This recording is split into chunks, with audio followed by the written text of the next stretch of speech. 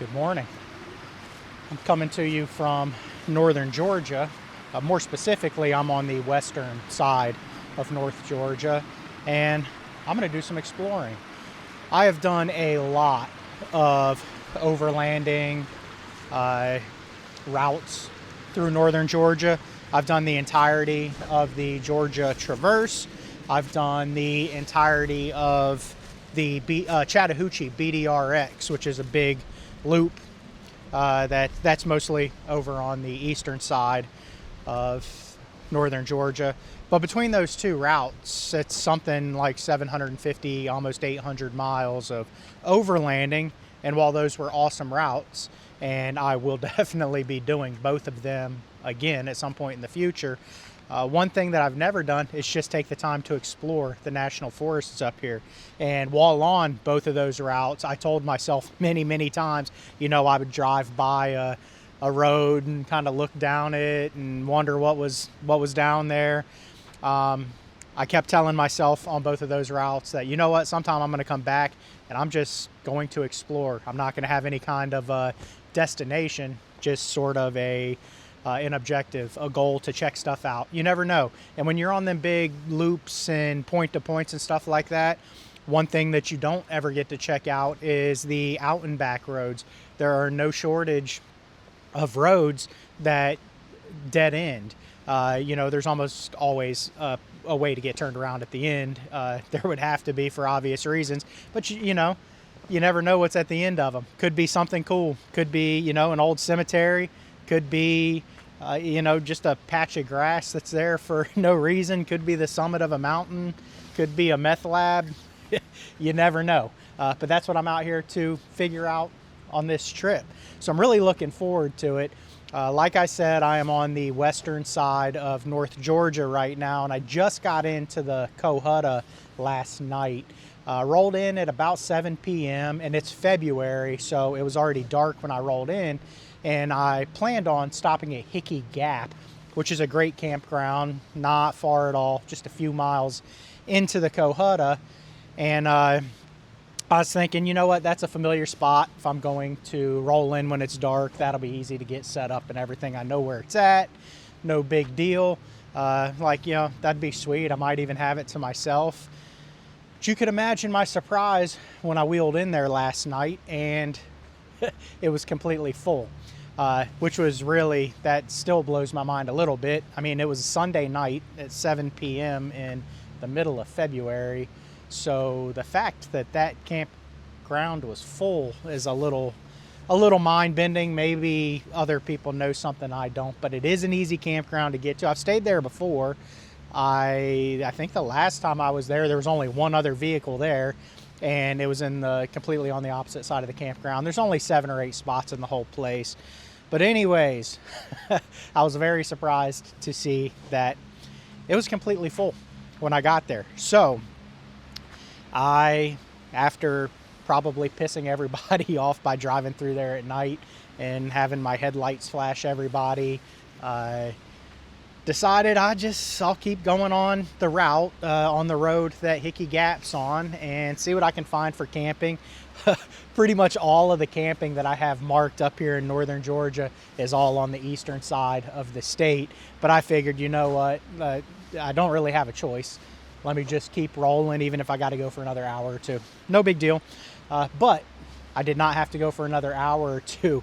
I was blessed almost right away. I ended up kind of seeing a road that I've never gone down because it wasn't off the main route. Well, the road was off of the main route, but the road that I'm camping on is not the main route.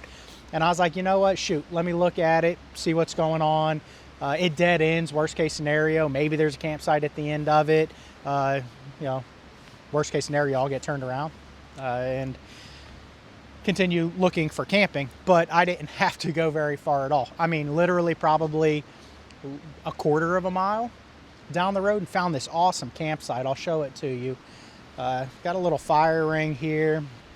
Got my tent set up over here. There was plenty of flat space. It is right on the creek. Just absolutely beautiful down here. You can see some water, like a little stream, trickling down into the creek here.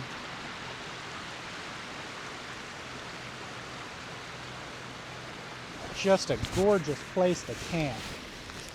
And last night, the temperature got down to about 35, something like that, which is, as far as the forecast is concerned, the coldest it's supposed to get over these few days I'm going to be exploring.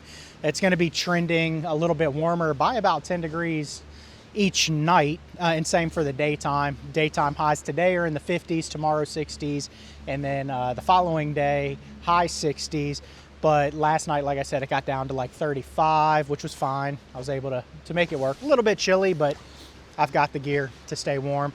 Tonight's low is supposed to be like 44, I think, and then low 50s the following night. So no complaints at all as far as weather goes. One other thing I need to add before I get out of here is that a pretty big winter storm just rolled through pretty much all of the eastern U.S. here over the last, it's been a week or two. And what I don't have with me is a chainsaw. So there's a pretty good possibility I'll probably, especially if I'm on lesser traveled roads or checking lesser traveled stuff out, that I will have to turn around and double back because I don't have any way to get any kind of deadfall out of the road. So that'll just add another element of adventure to this whole thing. So I'm curious to see the state of the trails after that winter storm, because I know there was a lot of ice, and obviously trees and limbs and stuff tend to break when things ice up. And the ground here, even when I rolled in last night, it was about 7:15, 7:30 maybe by the time I figured things out and got to where I'm camping. The ground is really soft and damp, so I don't think the snow has been melted for all that long at all. So anyways, I'm really excited about this. Got a few days to just go out there, check things out, and explore some things up here in northern Georgia that I've never seen before. So let's go see what we can find.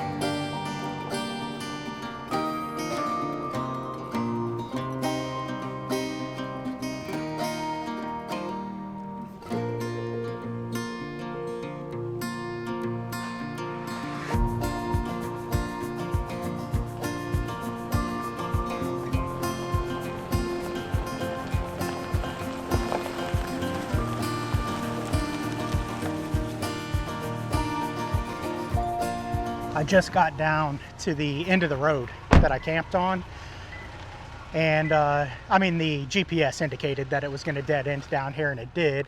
Dead ended at where looks like a lot of people camp. I mean, that's pretty fresh there, though you are not supposed to. The signs say no camping or overnight parking, and it looks like the road actually does continue down this way. Don't know how far though, I can't really tell. This looks like at some point they had tried to berm it off to keep people off of it, but you know how that goes. I'm gonna walk down here just a little bit farther and see if this might be a road worth driving down. There's no indication, there's no sign up there that says no vehicles beyond this point or anything like that. So it looks like a pretty cool looking road, so I may drive down here and check it out. I walked down there just a little bit and it looks like a normal road that actually probably gets used by the Forest Service, and I'm sure people out here riding around.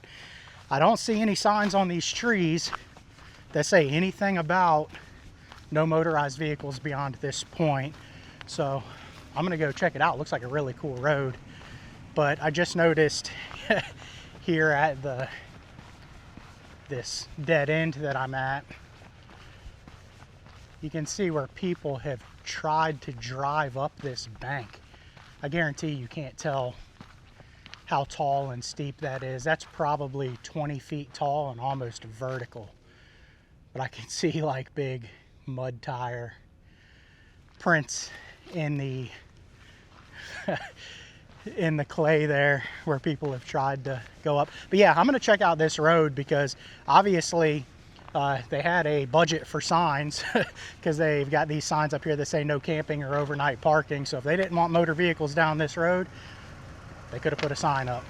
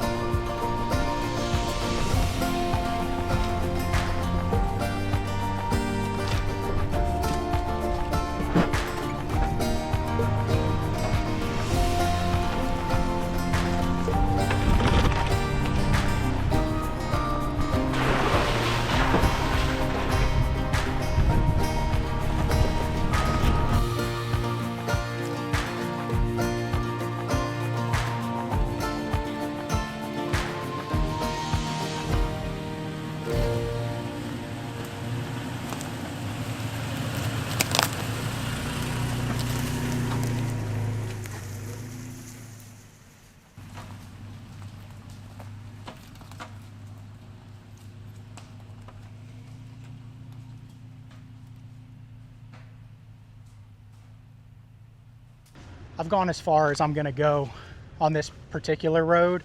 The main reason for that is because I found a good place to get turned around. You can tell there's actually been people camped here before.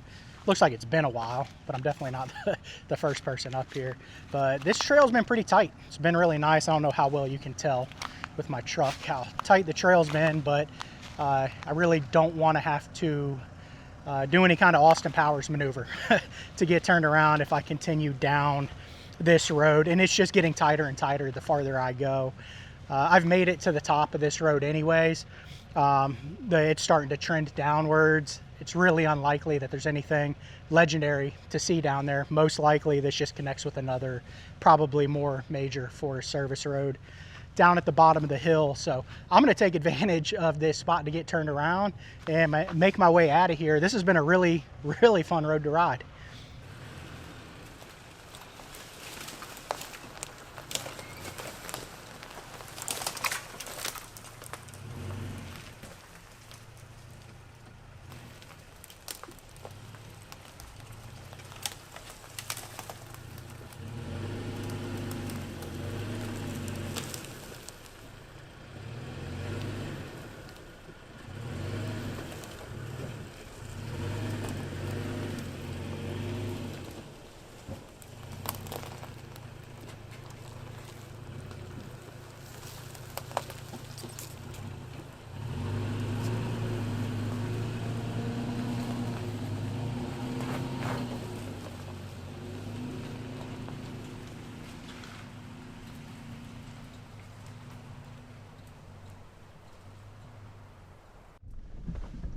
When I'm on a tight road like this by myself, it's a policy of mine personally to never go through anything that I'm not willing to back out of, like literally back out of in reverse, because you never know if there's going to be any kind of a good place to get turned around on some of these tight trails. Usually there is, but you never know. You may come to a fallen tree or something before where a turnaround ordinarily would be. So I never go through anything, whether it be a deep looking mud hole or a washout or anything like that, that I'm not willing to back out of and basically back the whole way down the trail if I have to.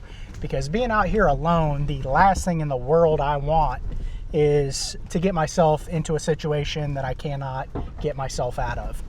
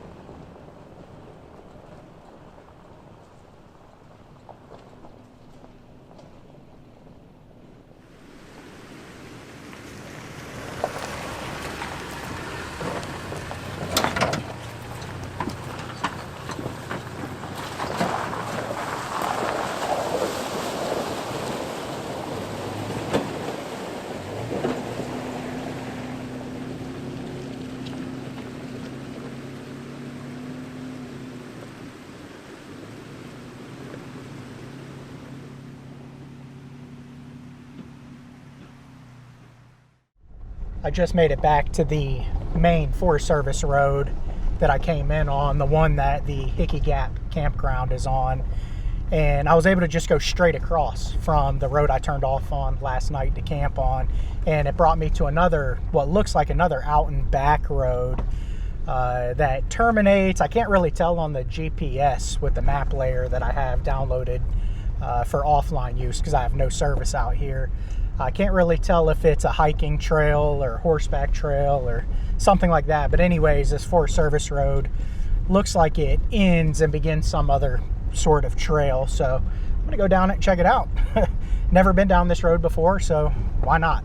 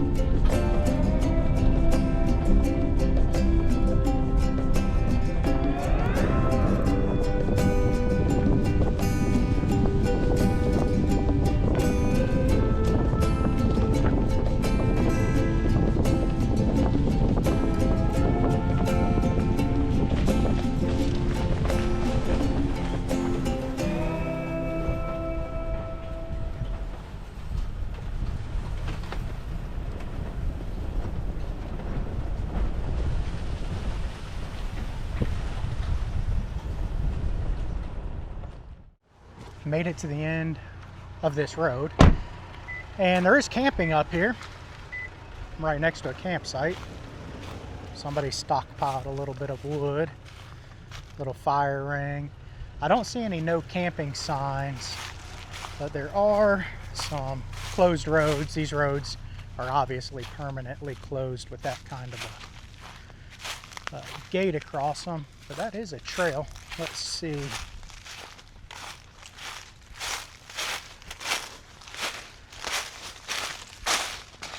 So I guess this is hiking, biking, and horseback only. We'll trail up that way. There's another road over here. I don't know if it's any kind of trail or not. Let's go up here and check it out.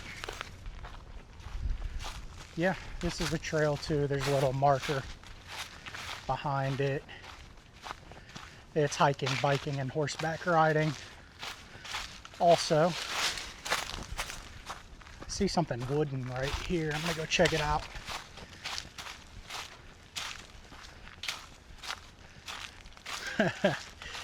Oh, looks like there's a restroom right out here in the middle of the woods. That seems a little more elaborate than necessary, being that a 5-gallon bucket essentially do the same thing as building that out of 2x4s, but that's funny. This has been a really pretty road, really cool coming up here, and the farther up I got, pretty high right now, probably pretty close to the summit of whatever mountain I'm on. It's gotten a little rougher, a little more washed out the farther I went, a little more overgrown, which is cool. I don't know if I would have wanted to drag a large horse trailer up it, but I'm sure people do. Anyways, I'm gonna make my way back out of here. Of course, we're at a dead end, and what I'm going to do is I'm gonna start making my way east, and I'm going to hop on the Big Frog Loop. And the southern section of the Big Frog Loop is closed right now. It's February. It doesn't open back up until I think March or April. I think March. Either way, it's definitely closed in February. So I'm going to go up on that northern part of the Big Frog Loop and see how far I can get. I know that when I hit it from the opposite side, when I was going westbound a couple of months ago at Rough Creek, the bridge was out, so it was closed.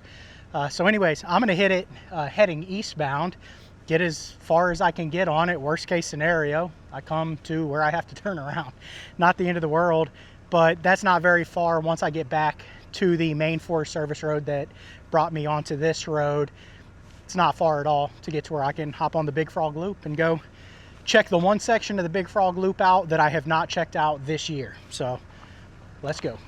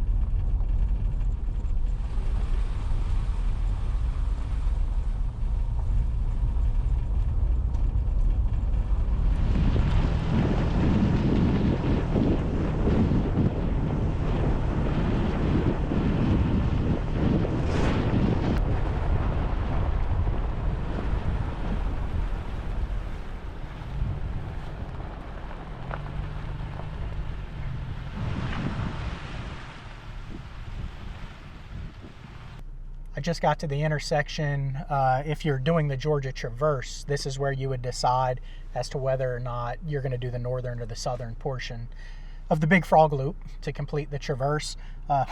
Well, I say that, but you're able to make that decision 9 months out of the year. And this is not one of them. January through March, the southern little spur of that loop is closed. The road's closed. I'm sure it gets nasty and icy and stuff up there, but that's the section that goes past Lake Conasauga and all that kind of stuff. So in February, you have no choice but to go on the northern portion of the loop. So that's what I'm going to do. And if I find any kind of cool roads off of the main loop route, I'm going to go explore, check them out, see if there's anything interesting worth seeing that I haven't seen before. But I'm, like I said, down at the intersection. It's a really pretty overlook here. And I can tell you right now that that is not haze. Unfortunately, that is smoke from some sort of wildfire. Like I said, I can tell from the smell. So I'm really hoping that I don't come to any kind of road closures due to burning or anything like that. I also have no idea whether or not they ever did anything about that bridge at Rough Creek. A couple of months ago, when I was heading the opposite direction that I'm about to head, I came to where the road was closed and I couldn't go any farther because the bridge was out at Rough Creek. And I have no idea if they've done anything about that yet, if they fixed the bridge, replaced it, have, created any kind of bypass. I have no idea. There's only one way to find out. So I'm going to start heading eastbound on this northern part of the Big Frog Loop and see what I can find.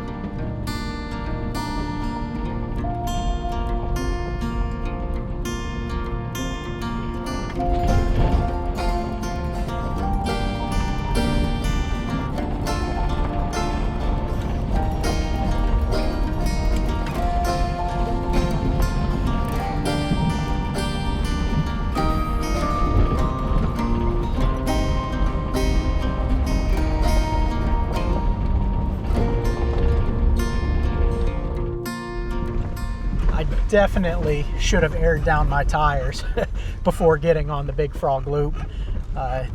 The situation was the exact same a couple months ago when I did that southern section of it before they closed the road.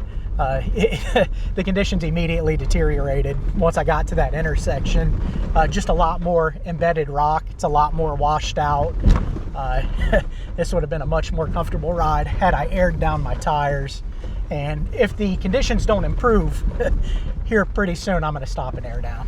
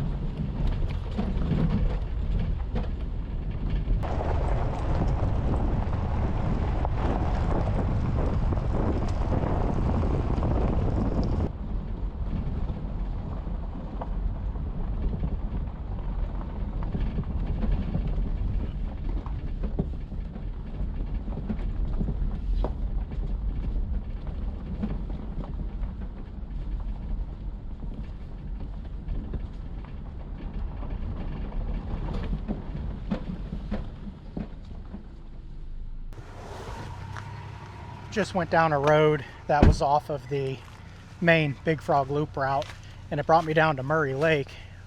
It's really pretty. I'll show you here in a second, but on the way in, I saw some camping here. There's plenty of flat space. Based on the trash, it looks like it gets used. This is a really pretty lake though, bigger than I thought it would be. Oh, this is concrete. Actually kind of a little boat ramp here. That's cool. Wasn't expecting that.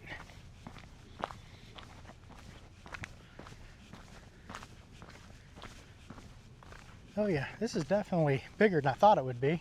It's really pretty down here.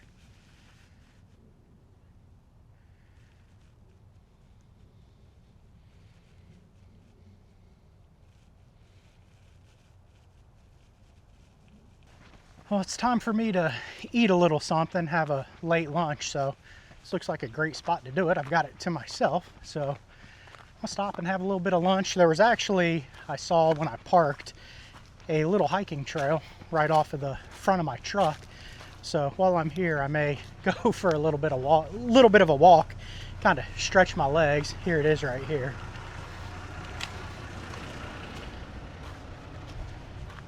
Looks like it might walk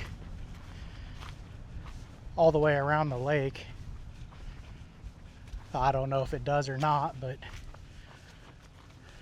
I'm definitely gonna take a little walk on it after I eat a little something.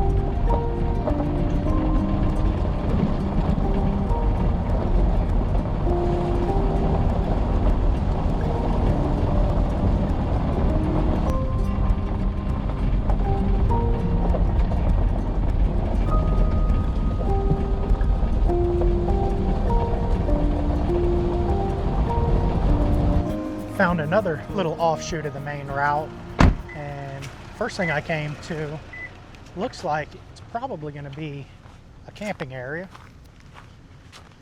Got a little bit of an obstacle in the way though, as far as getting a vehicle through here. Nothing a chainsaw couldn't handle. I'm gonna go through here and check it out.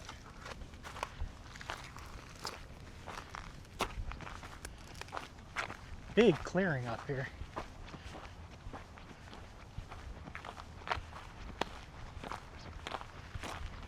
Man, it's pretty. I just love this time of year. There's no leaves on the trees. You can see forever. Just like some sort of bald up here. It's not really a camping area, though it could be used as a camping area if you wanted to. Right now, without a chainsaw, you're not going to get your vehicle up here, but it really is just absolutely beautiful. This road that this is right off of, that I took off of the main route, it dead ends, and then it looks like there's one more little offshoot of it I can check out. So we're about to find out, but just check out the views up here. This is just absolutely beautiful.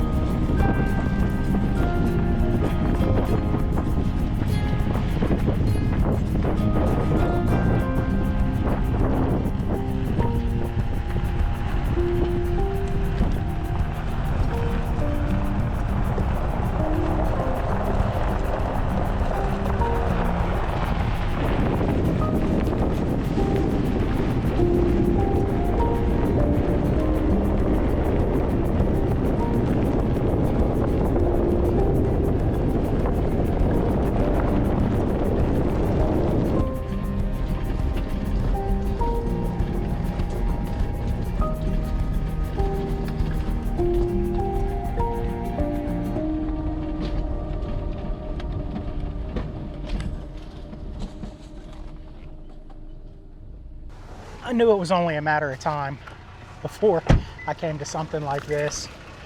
This is an absolute mess. Even if I had a chainsaw and help, there is no cleaning all of this up. It is just an absolute pile of downfall. I'm actually really surprised that this is the first like major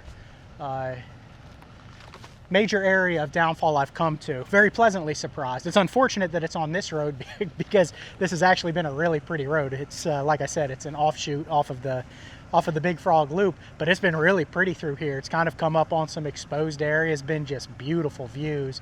I would like to see what the rest of the road looks like, but obviously that's not going to happen.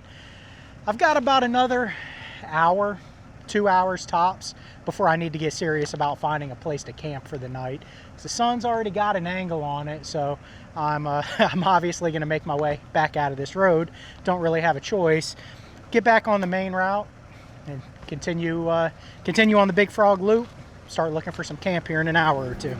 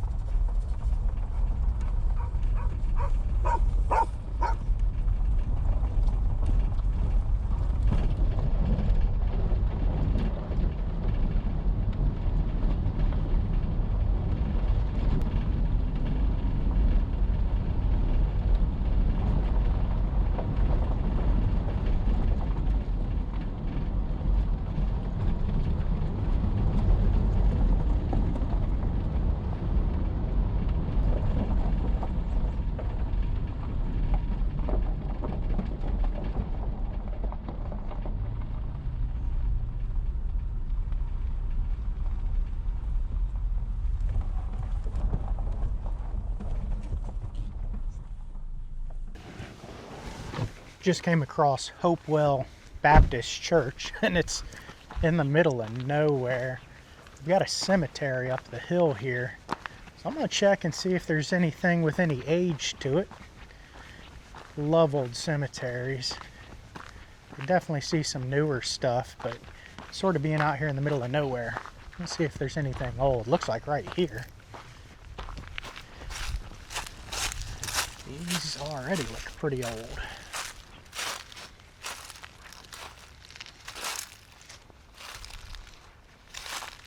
They either don't have any kind of inscription or they've eroded away.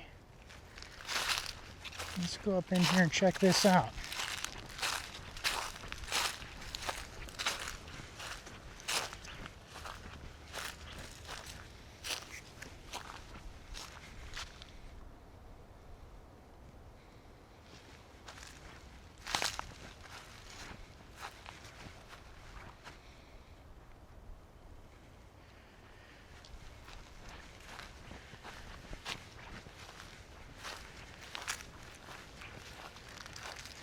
There's no date on this one.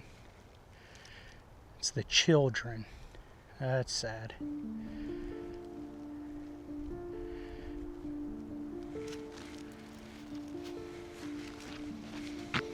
This is pretty cool.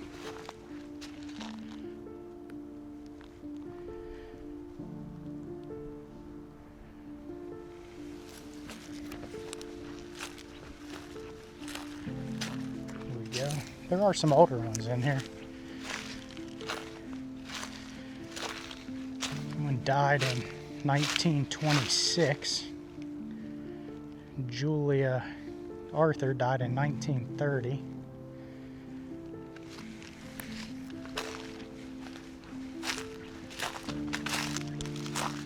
This right here looks old. It's really bizarre how there's just a bunch of rocks on top of it. That is odd. Let's see. 1986. It's not old. 1920 to 1986. World War II veteran. That's awesome. We're gonna fix this American flag.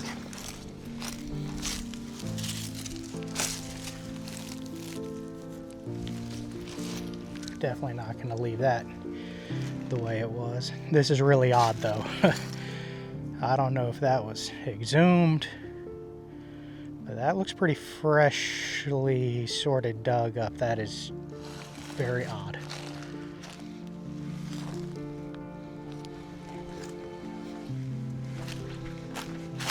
Oh yeah, looks like there's a bunch of stuff up here.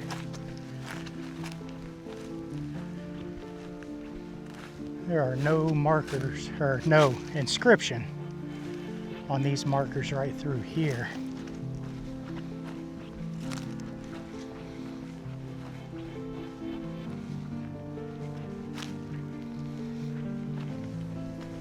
Wow, this goes on way farther than I thought it did. It goes on all the way down that way. We'll go check it out.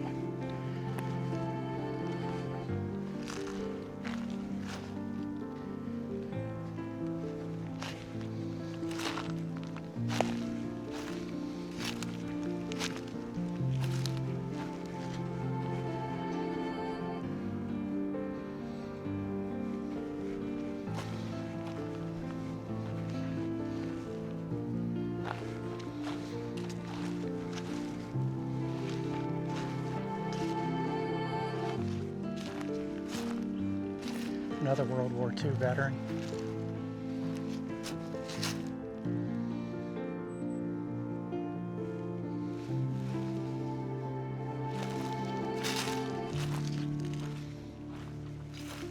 A couple of what I'm assuming are just markers back here in these old cemeteries. You never really know. It's literally just a piece of stone stuck out of the ground. That's definitely not natural.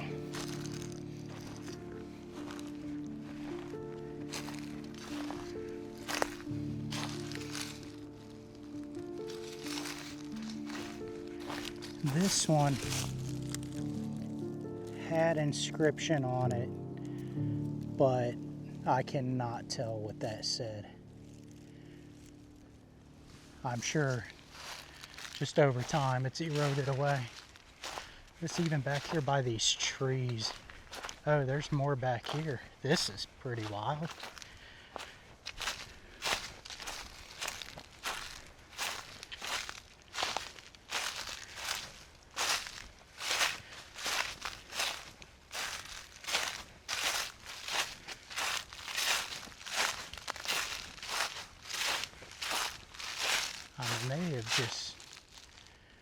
they've got people buried everywhere.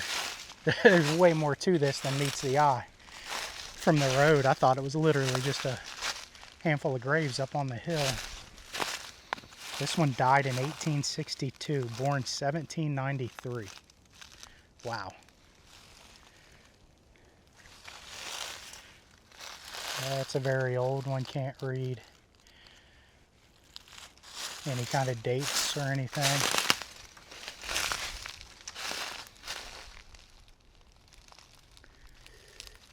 I cannot tell what dates those are either. There's definitely inscription on it. Just can't tell what the dates are. Let's see, this one is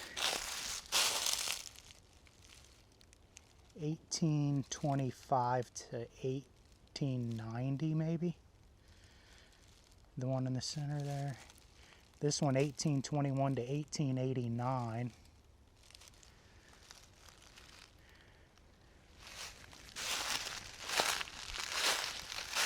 Another piece that's just eroded away. Look at this. That's got to be old. There's another one through there.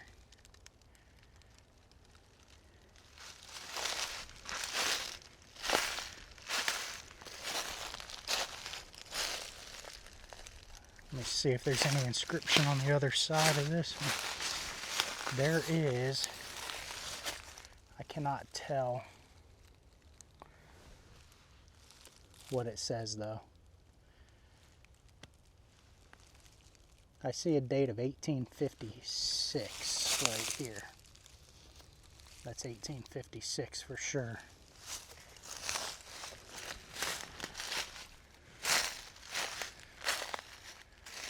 All right, let's go down the hill. There's more down there.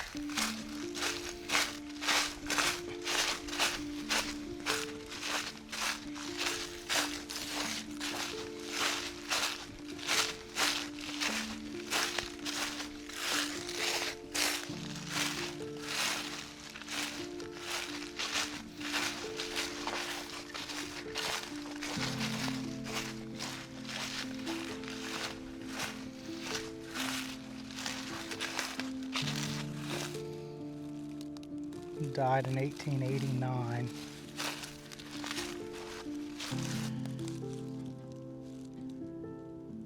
Age 85 years old, died in 1902.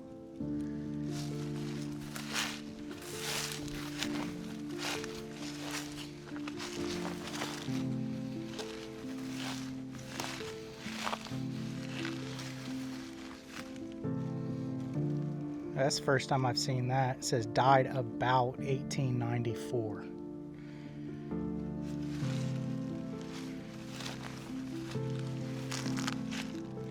Cannot make out any kind of engraving on that one.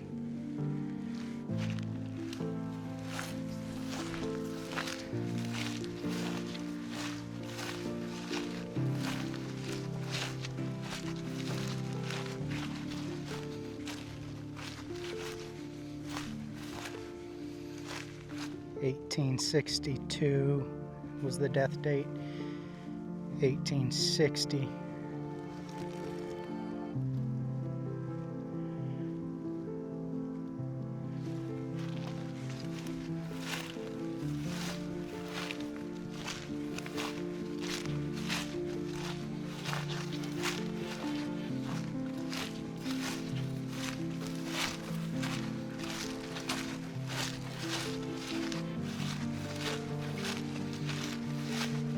These are newer. Death dates 1986 and 1996. This is really unique over here though.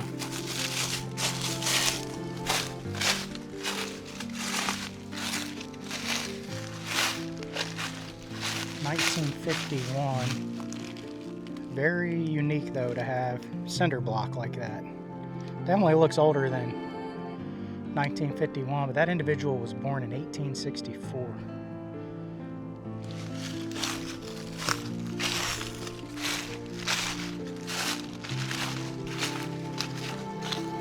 This is awesome that this is back here. I'm glad that I got out of the truck. I almost didn't even get out of the truck because it looked like there wasn't much to this.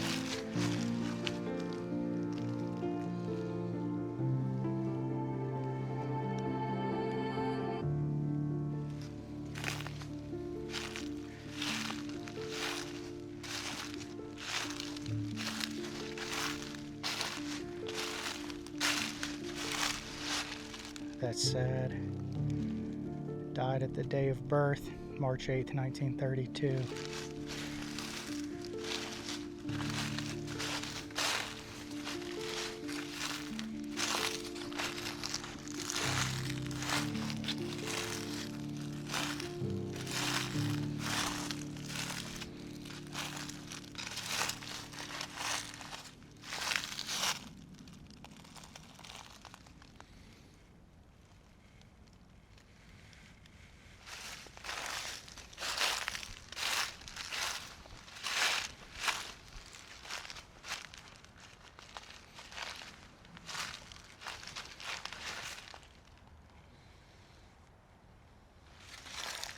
A little bench out here. Let's see if we can make out any dates. I cannot tell on that one. This is a newer one. November 2nd, 2020. This is so cool. I mean, this goes all the way up that hill. There's just graves everywhere.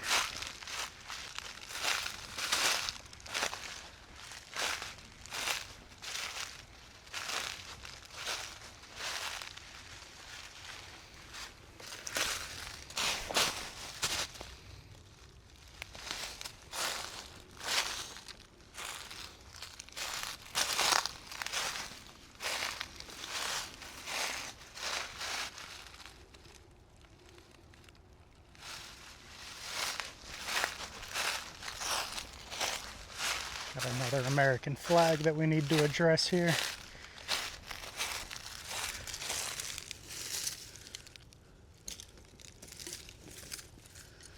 That's broken.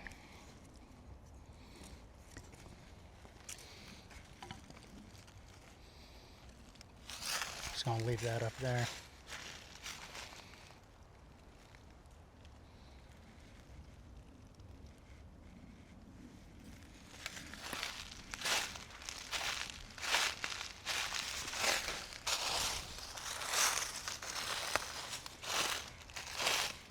This section down here is really old too.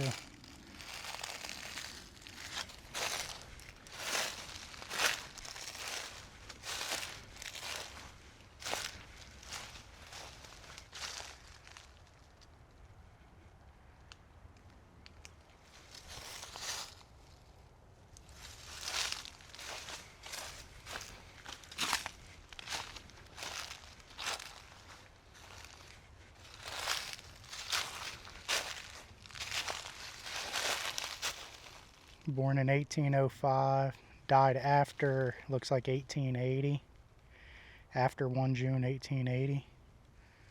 I guess the record keeping back then wasn't awesome. I'm not sure what that's about.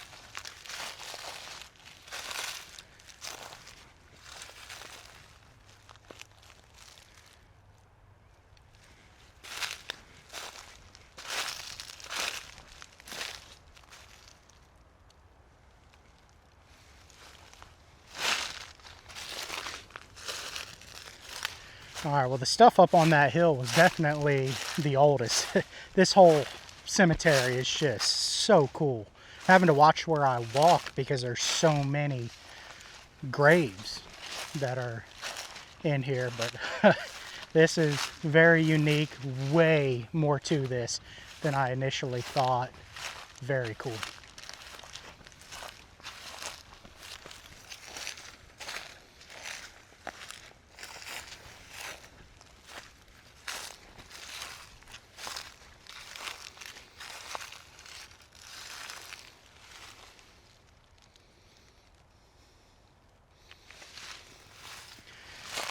All right, I'm gonna get out of here, start making my way up the route. It's getting to be that time I need to start getting serious about finding a place to camp. I've been coming through sort of a pretty big section of private property. I'm not going through the National Forest right now, but it looks like I'm going to be going back into the National Forest here in relatively short order. And once I get back into the National Forest, I will start looking for a place to camp.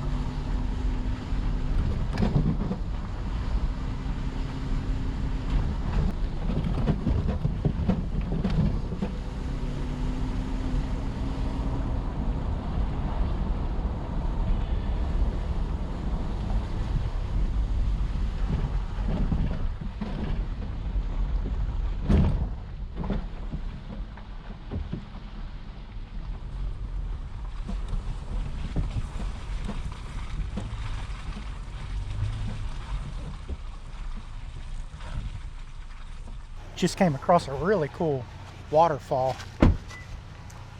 Check this out.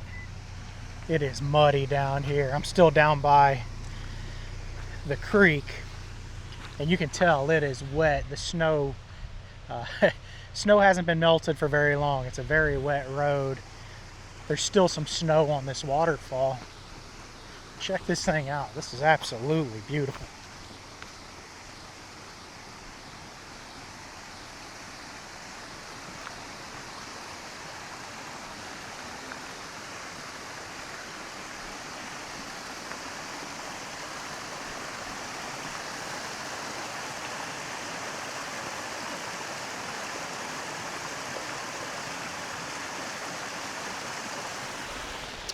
Down there, right after that bridge that I crossed, there was actually a really good camping area. It's a Forest Service camping area right down by the creek or river or stream or whatever it is that bridge went over. And it is time for me to get serious about camping. I'm losing the sun rapidly. I'm going to keep going on the route though. I would rather find something a little bit more primitive, a little more dispersed, not sort of a Forest Service campground that's real close to a road, if you know what I mean. But I do have that in my back pocket if I get up here too far. I can always turn around, go back to that. It'd be super easy to get set up even after it's dark. It's not like I gotta find the place or anything like that. So I'm gonna get back on the route here and try to find some camping.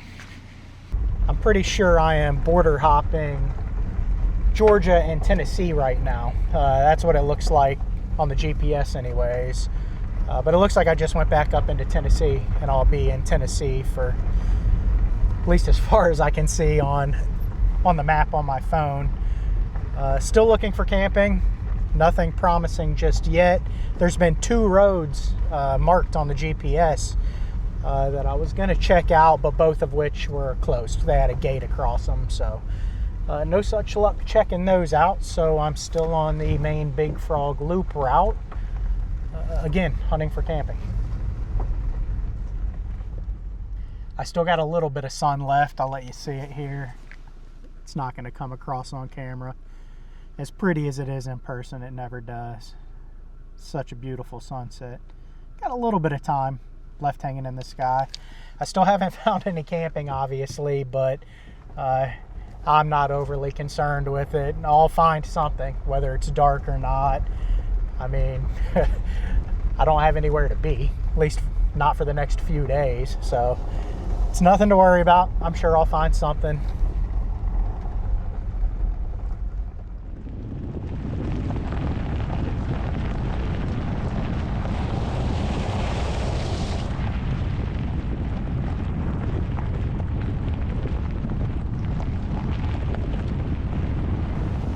Found camp for the night, just in time too, because it is the sun has completely set.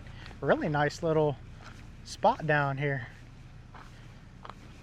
Little fire pit right on a little creek.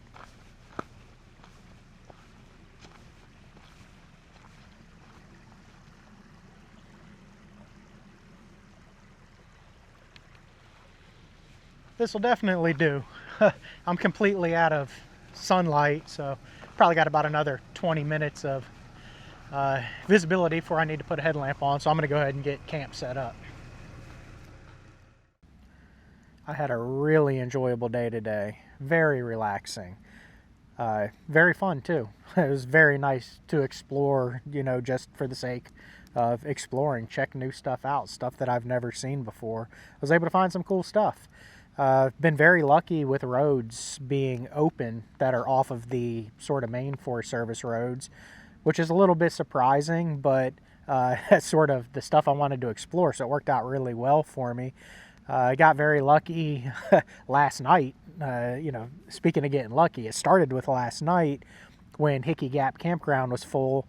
The very first road off of the main road that brought me into there is the road that I found camping on. That turned out to be an awesome campsite, so much better than it would have been had I stayed at Hickey Gap, you know, unless I had Hickey Gap to myself, which I'm sure would be pretty rare.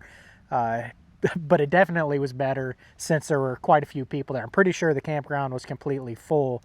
It certainly looked it when I did a lap around there, but I wasn't going to, it was already dark out. I wasn't going to be disturbing people down there and all that. I just said, you know, screw it.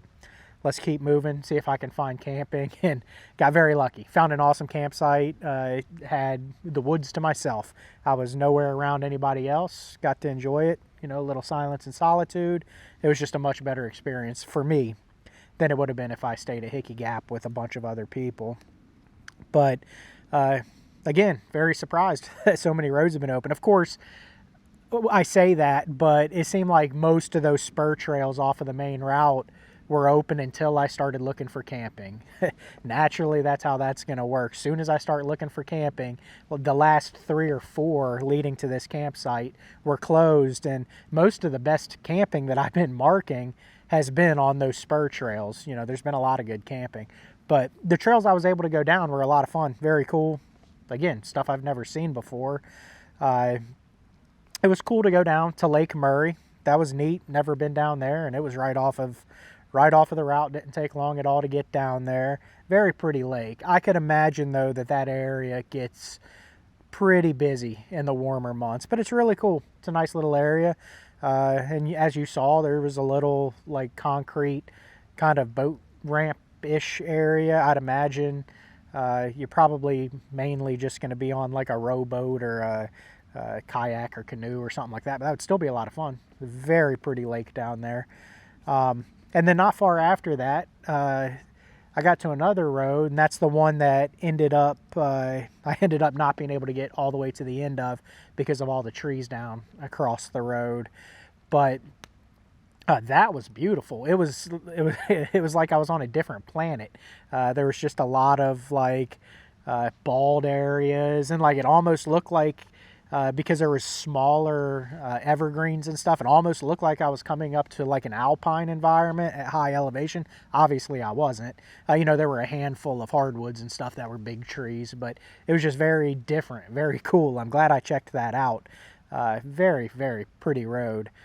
Then moving on, that Baptist church, that was cool. That cemetery, that was one of the neatest cemeteries I've seen, and I'm really glad that I got out of the truck and checked that out, because I almost passed it. If you just see it from the road, because all you see is the face of the hill, it definitely looks like there's like 20 or 30 graves, most of which are pretty new. But as you saw, that was not the case. That was really neat. Makes me think or wonder how long there's been a church there. Obviously, that's not the original building. Some of those, graves were from the 1700s, but makes me wonder how long they've been holding church services there. Very cool cemetery, though. Definitely glad I checked that out. Then moving on from there, that was an area that I was pretty much border hopping national forest, and you get into some private area and back and forth. But as soon as I got back into the national forest, like immediately when I got back into the national forest, there was a campground that was closed. I came to it and it had a gate across it. I don't know if that was a seasonal closure or if it's closed because of that winter storm that just came through. And I did get some information about the camping situation, and this might be why Hickey Gap had so many people at it, when ordinarily I wouldn't have thought Hickey Gap would have a bunch of people on a Sunday night in February. There are a lot of campgrounds here in Georgia, Tennessee, like probably more than that, but I know here locally that have been closed. Sarah's Creek Campground is completely closed right now, and that's a massive campground. Now that's on the eastern side of the state, but even the Tallulah River Campground, it just opened back up today. It was closed through the weekend.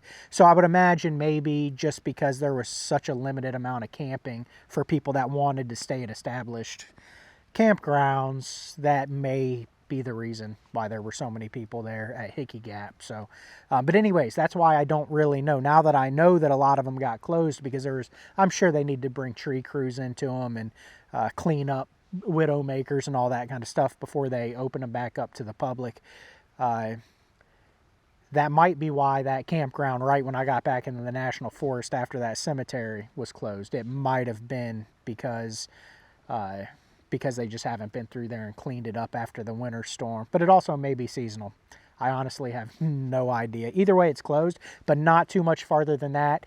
That's where I went over that bridge, and if you take a left, I took a right to stay on the route, but if you take a left, there's a bunch of really good camping down there, but it's not like dispersed camping like I'm enjoying now, where I'm I at least feel like I'm in the middle of nowhere. Down there, there were quite a few campsites. There was a pit toilet and all of that.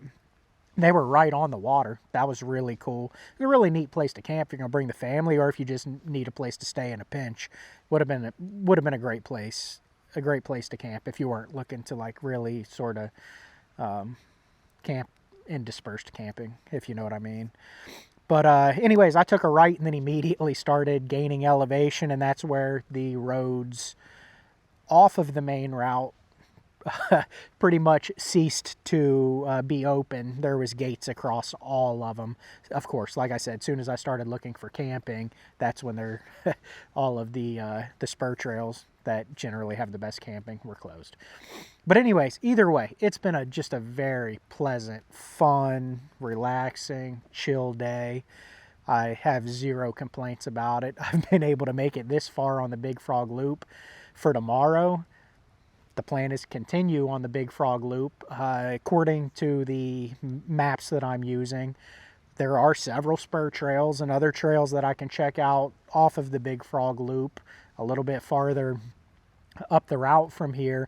But if the campground, not the campground, but if the bridge is still out at Rough Creek, I don't know where they're going to close this road off. I don't even know if that's still a closure. I don't know. I'm certainly going to find out tomorrow, but I'm not sure how much farther I'll be able to get on this route. Only time will tell. That's part of the adventure. You know, I'm just, worst case scenario, I got to turn around. This has all been a beautiful ride. Oh, poor me. I get to ride it again. But either way, I'm going to find out tomorrow. So for the rest of the night, I'm just going to chill here. I got a nice fire going. I'm going to eat me some food, probably read some scripture, and just relax. I'll see you in the morning.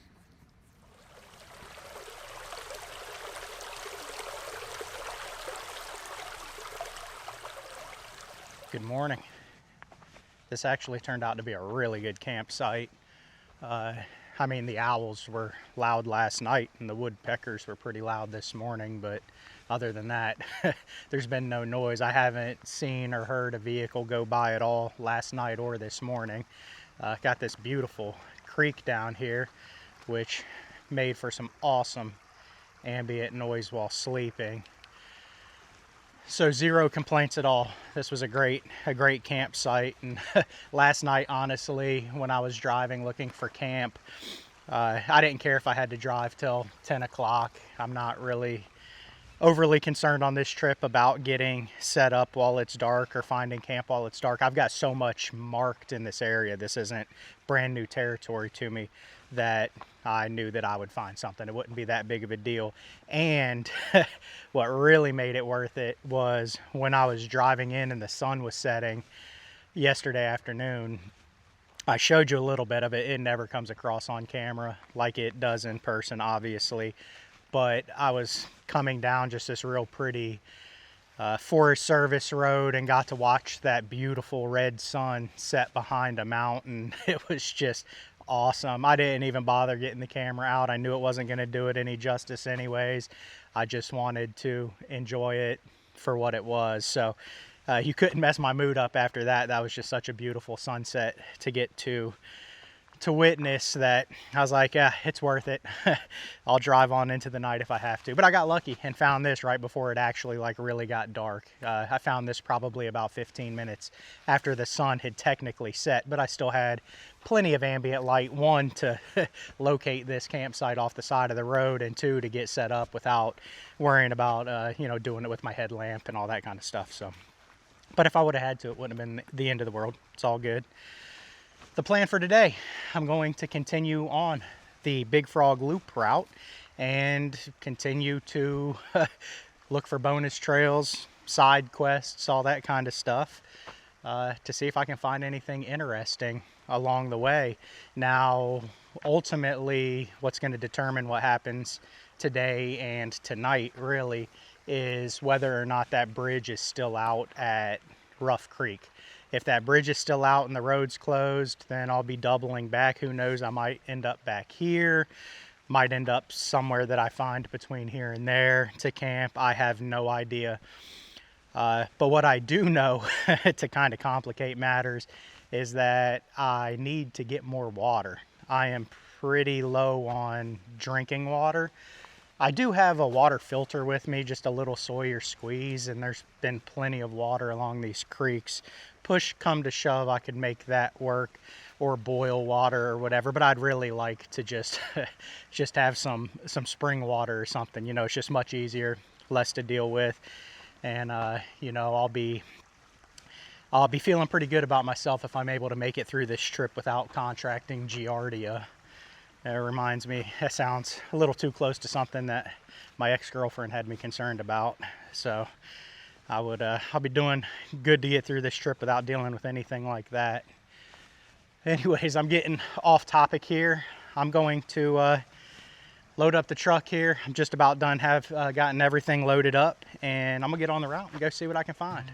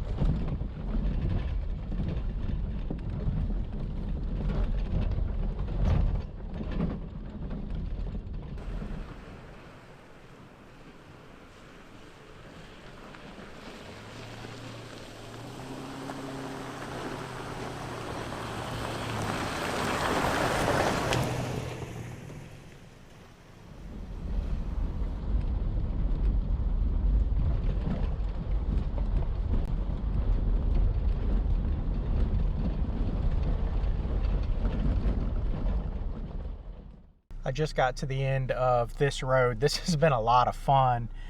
Came to what looks like a dead end. You can see on the map it shows there's still a little bit of trail left. It's supposed to end right there, sort of up here. That's where I'm at, but it does not look like I can go any farther. At least not in a truck. Let me see, maybe this was it. Looking pretty tight if it was. Yeah, there's no getting down there. Maybe that's where it was. This is where I just came in. This has been an absolutely awesome road to drive. This is Hogback Mountain, and this has been a long road off of the main road. And there are several other like spur roads off of this road. However, they are all foot traffic only. And I think that is because they're doing some sort of restoration project in the area. I stopped and skimmed one of the signs.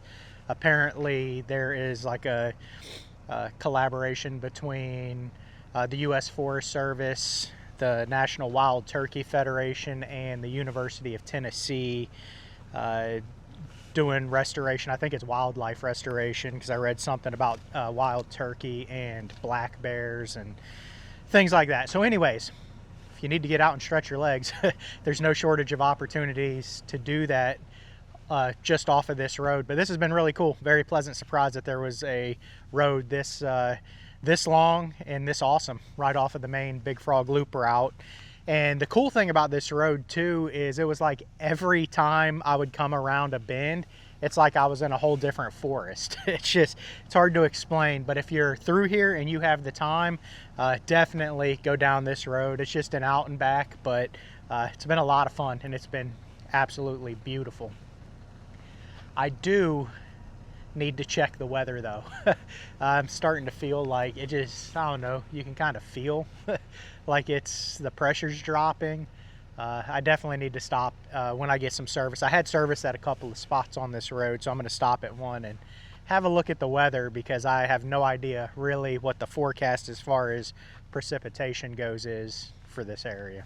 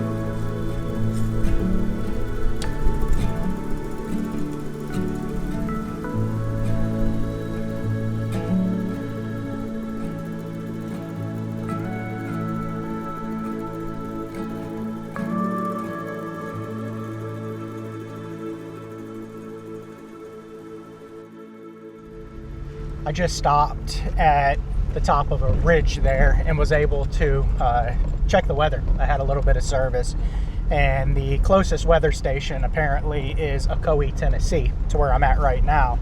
And I was right. We're definitely going to be getting some rain. It does look like, though, that it's not supposed to get started until like the wee hours of the morning, but there's pretty much 100% chance of rain. And then I was looking at the forecast for tomorrow, and of course, still the forecast out of Ocoee, Tennessee. I have no idea where exactly I'm going to be tomorrow, but there's 100% chance of rain tomorrow. But it's saying that the rainfall accumulation is something like 1/4 of an inch, and that it's supposed to start getting sunny in the afternoon. So the rain should be out of there by morning time, and 1/4 of an inch. That's no big deal. 1/4 of an inch over a few hours. That's not going to be any kind of a downpour. So I guess I got to prepare for that.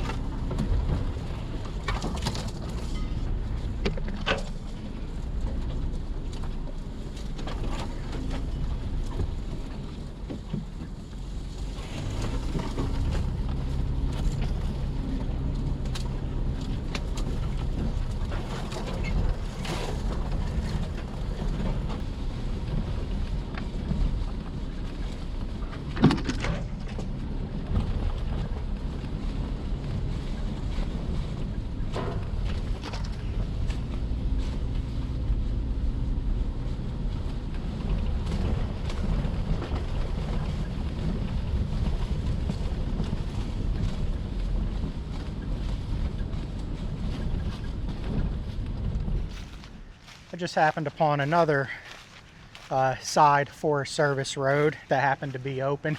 This one's definitely not very well traveled. If you can't tell, I mean, none of the leaves have been pushed off of the road by other vehicles. I mean, it's very, very tight. I just got down to where the road ends on the GPS, on the motor vehicle use map, and behind me, I just looked, and about 100 yards down there, there's a whole bunch of trees laid across the trail. Where I'm at right now, you can see my truck. I've actually got space to turn around, and based on the road getting here, this is pretty much it for places to turn around, so I'm going to take advantage of it. But this has been a cool road. It's always cool to get down to areas that you know not very many people venture off into.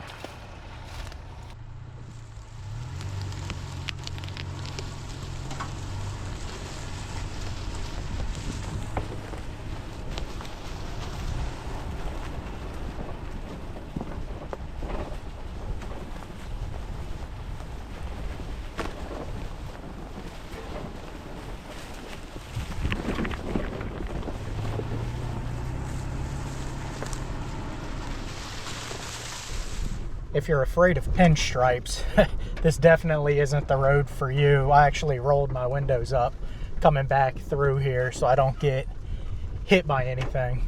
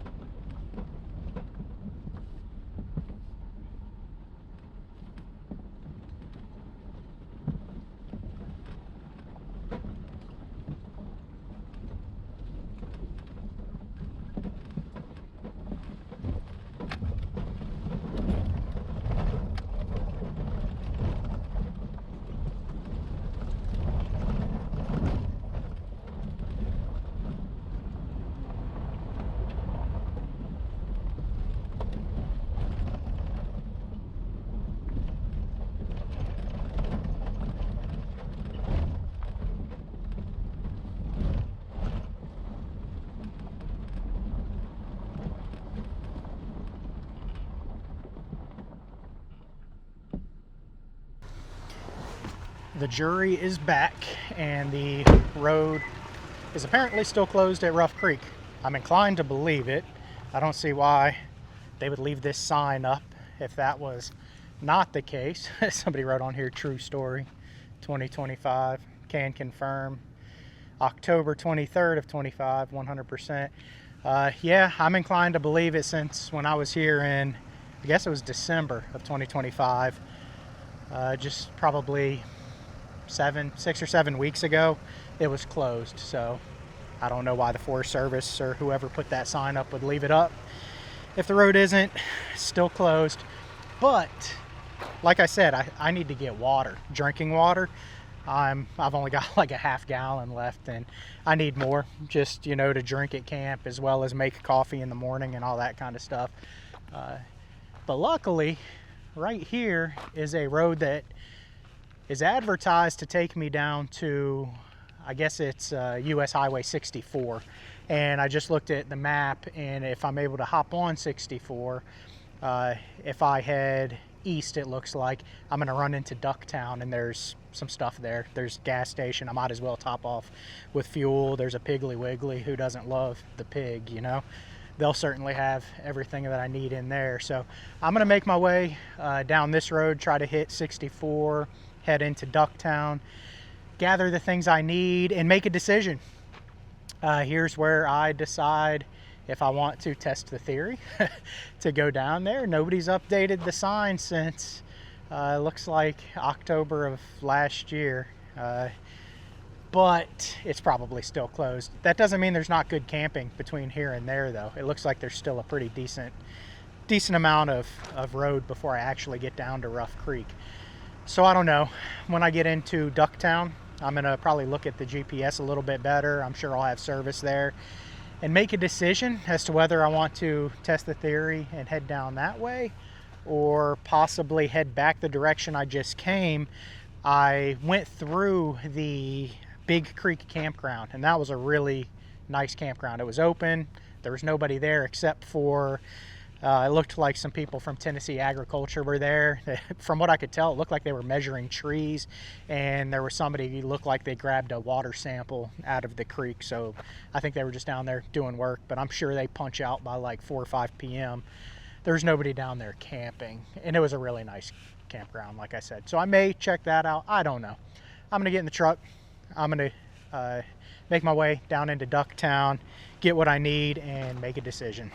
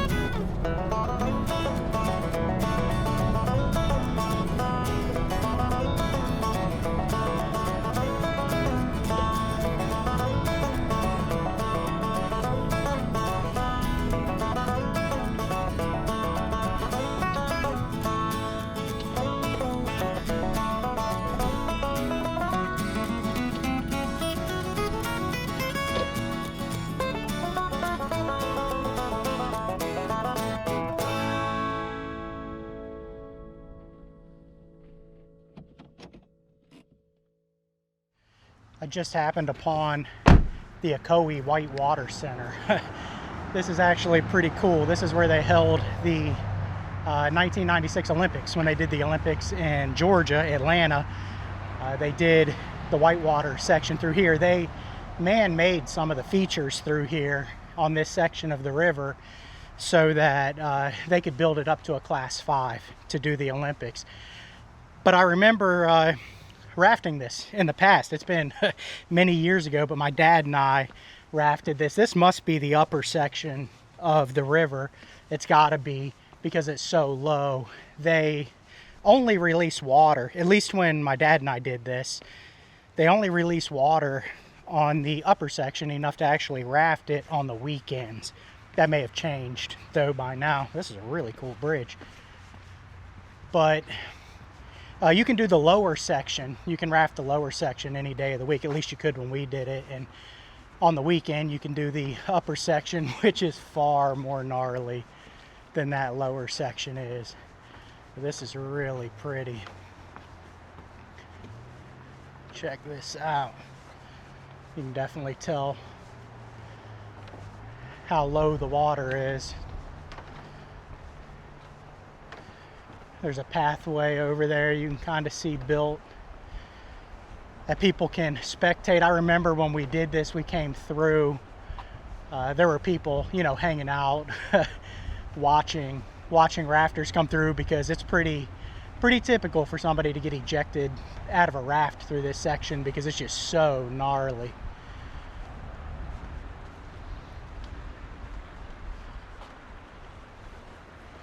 This is a cool bridge. This is really pretty.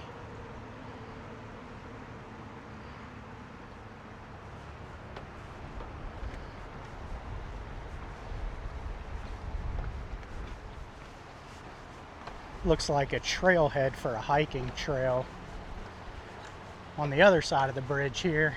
And there's access. I can see some stairs over here. There's access to get down to that walkway. But you can see, at least I hope you can, there's some brown poles with amber lights on them. I don't have a lens on here right now that I can zoom. But I'd imagine those start flashing and making some pretty obnoxious noise when they release the water upstream, because I'm sure it gets gnarly real quick. And I don't know what that is across there. Maybe it was something they had built for the Olympics, but it's seen better days. Not sure.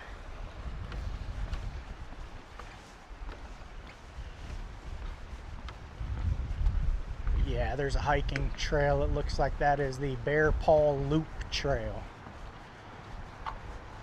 Very cool. It's really nice through here. I'd imagine that when they chose this location for the Olympics, the U.S. Forest Service probably got a pile of money to make improvements and stuff out here from the Olympic Committee or whoever funds all of that Olympic type stuff. So there's all kind of trails, and it's a really nice area for something that, well, right now it's not really being used much, but I know it's very popular to raft this river. And rafting this river is one of those things that since I did it more than 10 years ago, I've been talking about wanting to get back and do it again. It was that much fun. In fact, when my dad and I did it, we did it twice in the same trip. When we came up, we were hanging out in northern Georgia and ended up coming up here just to do the Ocoee River. So I definitely want to do it again.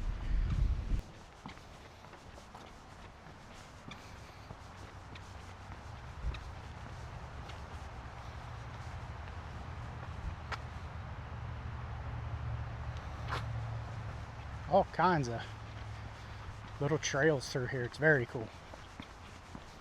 I'll walk down here and check this one out. You got access. You can go right down to the river.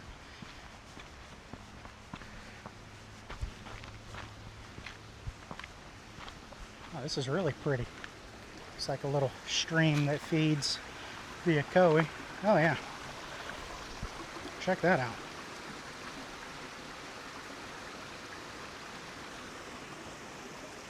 It's really pretty.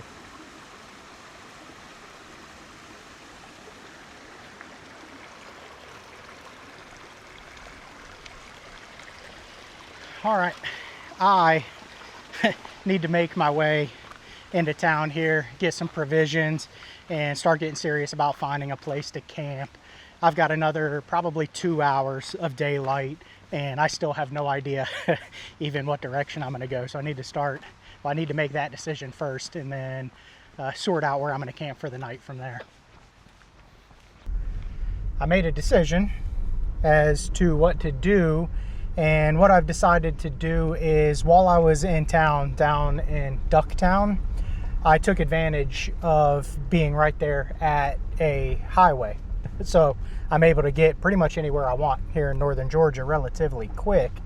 And I got to thinking about it, and though I would like to be able to verify whether or not the bridge is still out at Rough Creek, even if I did, and I made it down there, that kind of puts me on a side of Georgia that I just spent 2 days exploring already. So what am I going to do tomorrow, was sort of my thought process.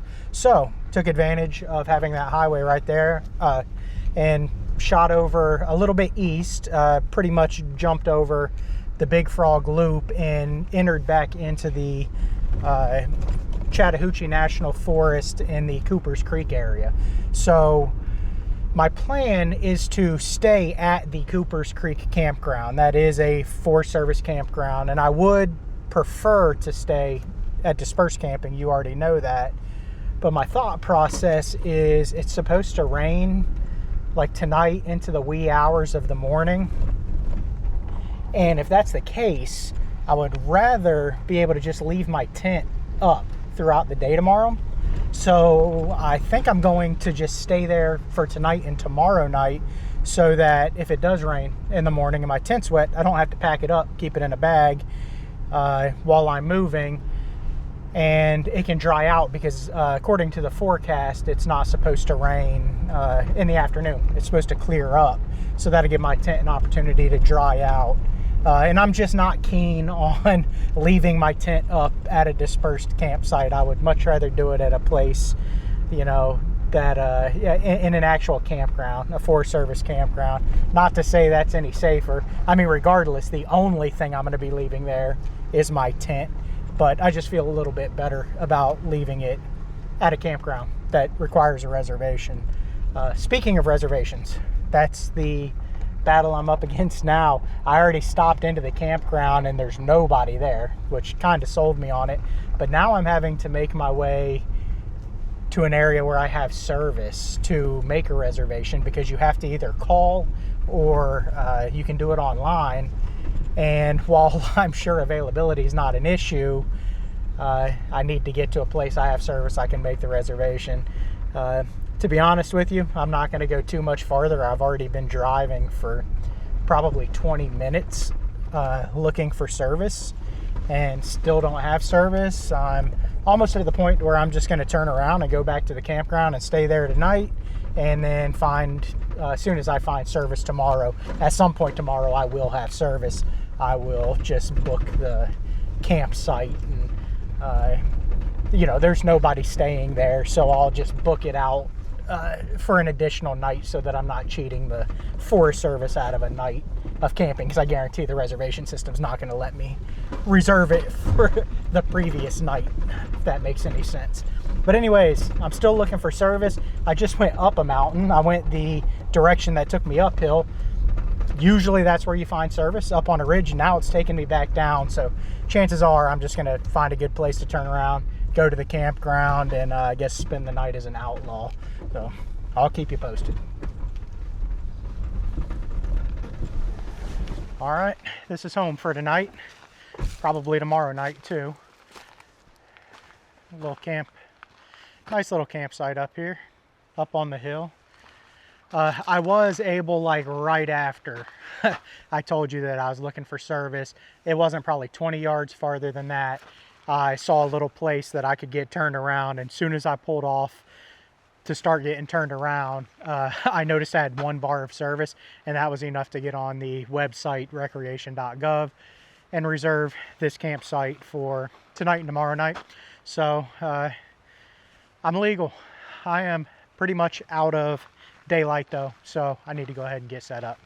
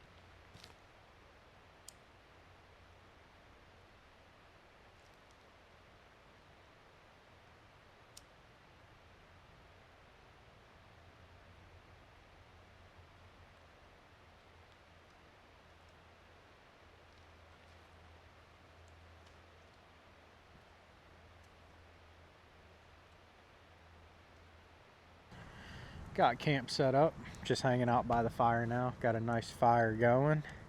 Had a great time today. It's very enjoyable. I was really surprised again by how many roads I was able to explore off of the main Forest Service roads.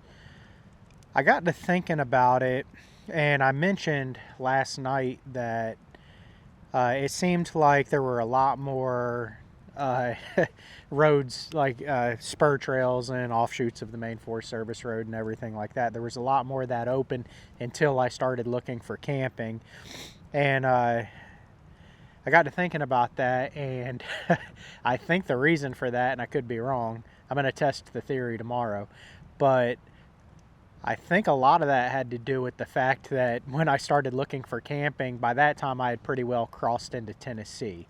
So I feel like there was just a lot more as far as Forest Service roads that have gates that can be closed open down in Georgia than there have been in Tennessee. Now, with that said, I was in Tennessee all day today until basically I shot south after coming through Ducktown. Ducktown's in Tennessee, but not far east of that. I started heading south, ended up in Georgia, and this campground is in Georgia here at the Coopers Creek camping area. This whole wildlife management area is the Coopers Creek WMA. And that's what I'm going to start with exploring tomorrow. But anyways, while I was in Tennessee all day today, there were quite a few roads that I was not able to go down. Though, again, I'm pleasantly surprised that there were a few that I was able to go down.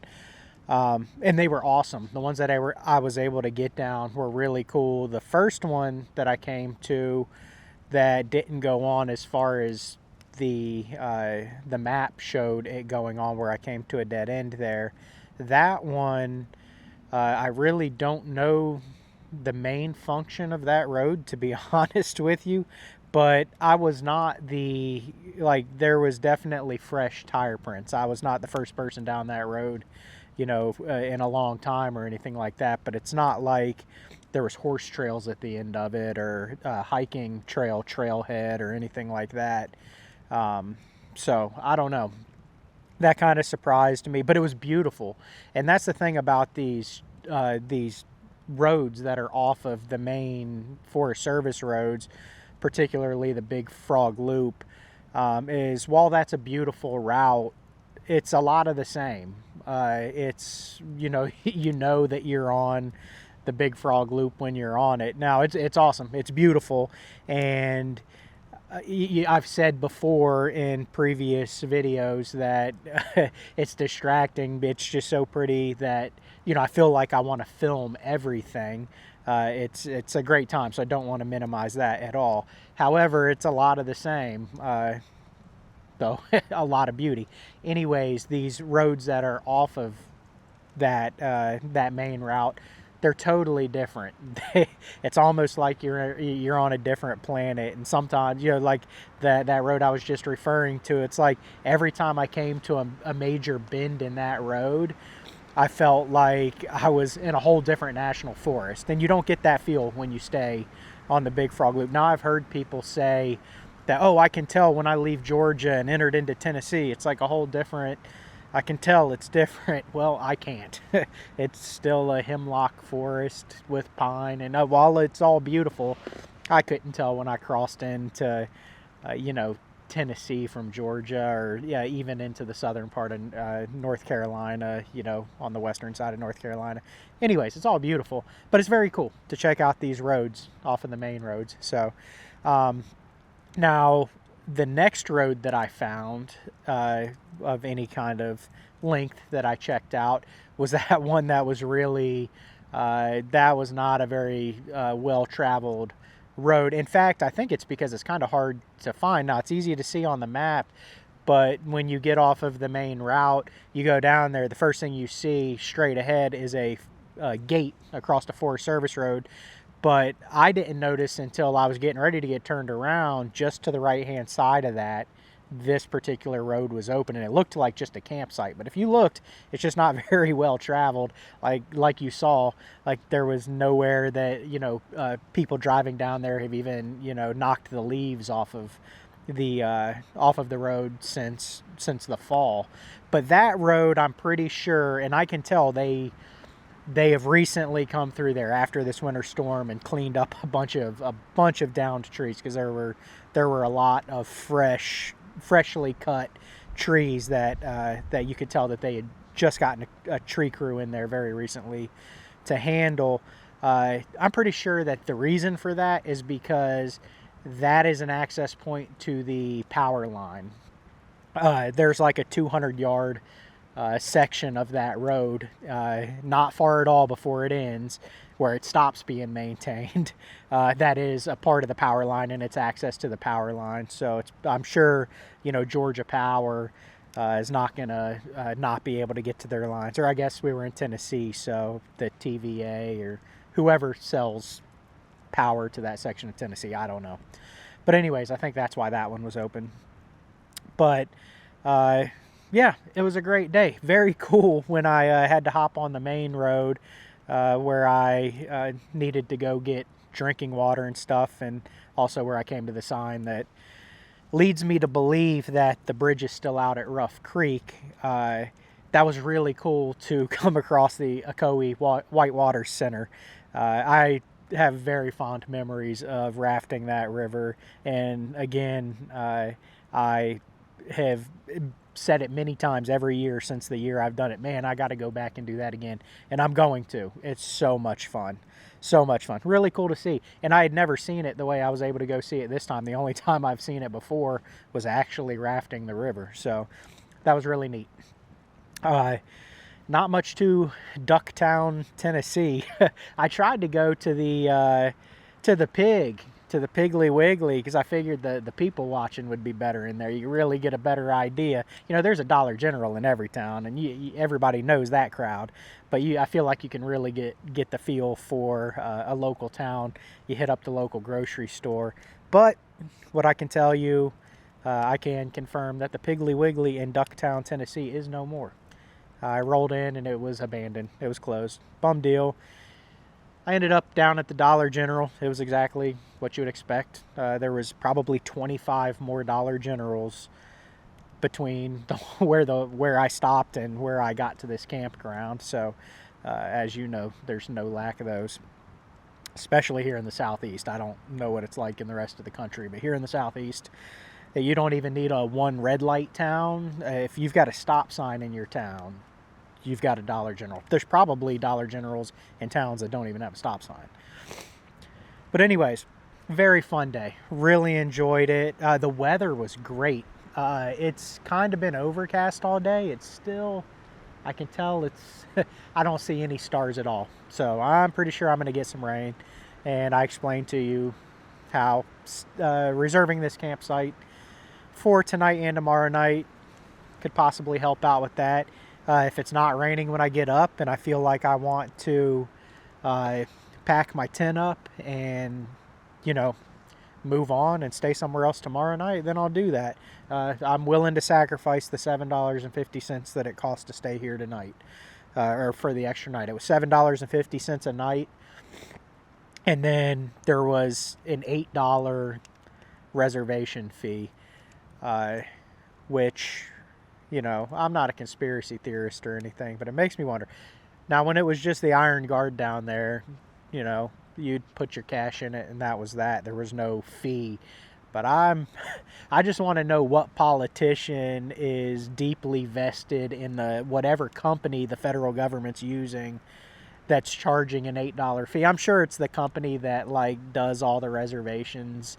I'm sure it's a contractor of some sort, but yeah, there's an $8 fee. That's why I went ahead and got it for 2 nights and not like had it for tonight and then reserved it again tomorrow if it worked out that way, because it would have been $8 each night. It would have cost me more in their reservation fee per night to stay. But it, you know, it doesn't matter how many nights you stay. They only charge that fee once.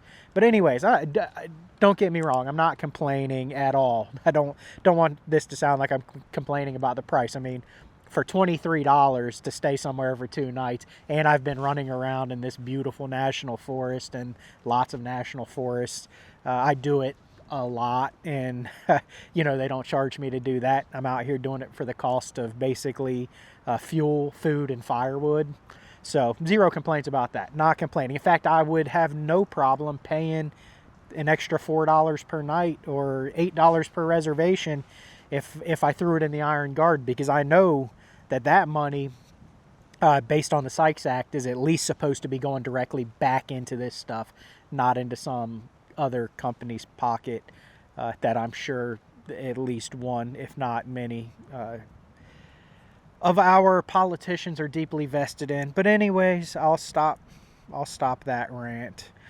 Back to the weather. Weather was great today. I don't know how accurate the thermometer, my outside thermometer for my truck is.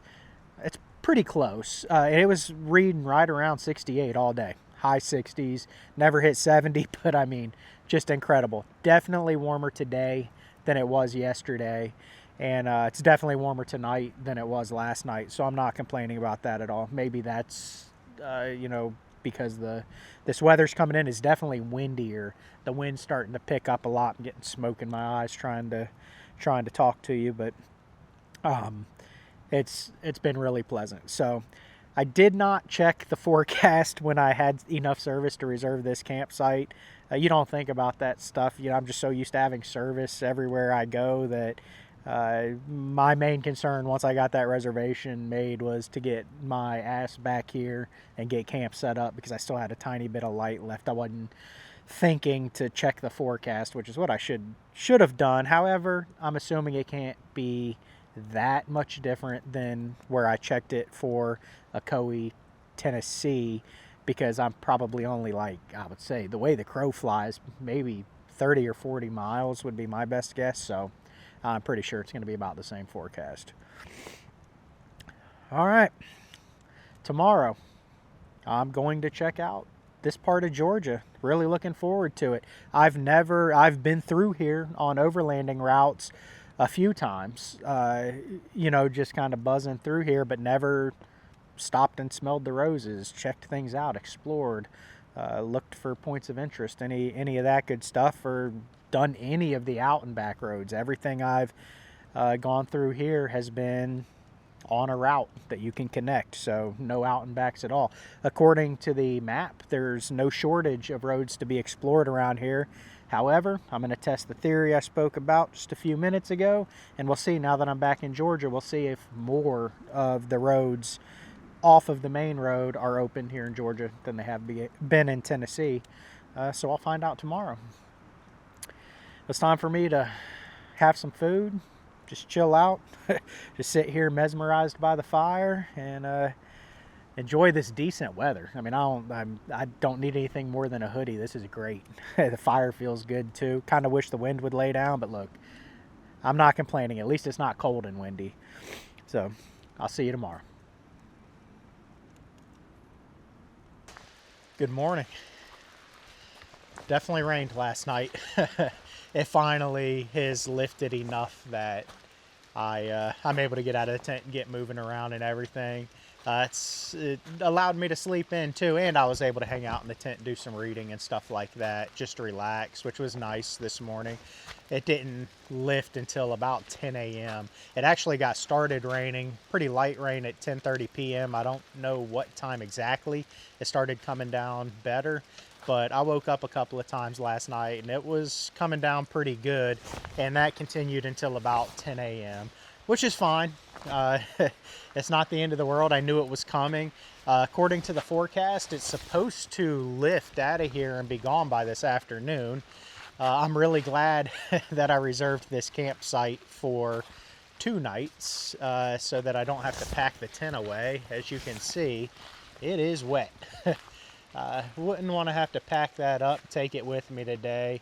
And even worse, I wouldn't want to have to unpack it, because I'm sure all of it would just be a mess and probably water would have transferred from the outside to the inside. It's bone dry on the inside right now, and I have confidence that it'll stay that way because I've had this tent in in a lot of rain. It's not a proper trip with me if you followed me for any period of time without rain playing some sort of factor in it.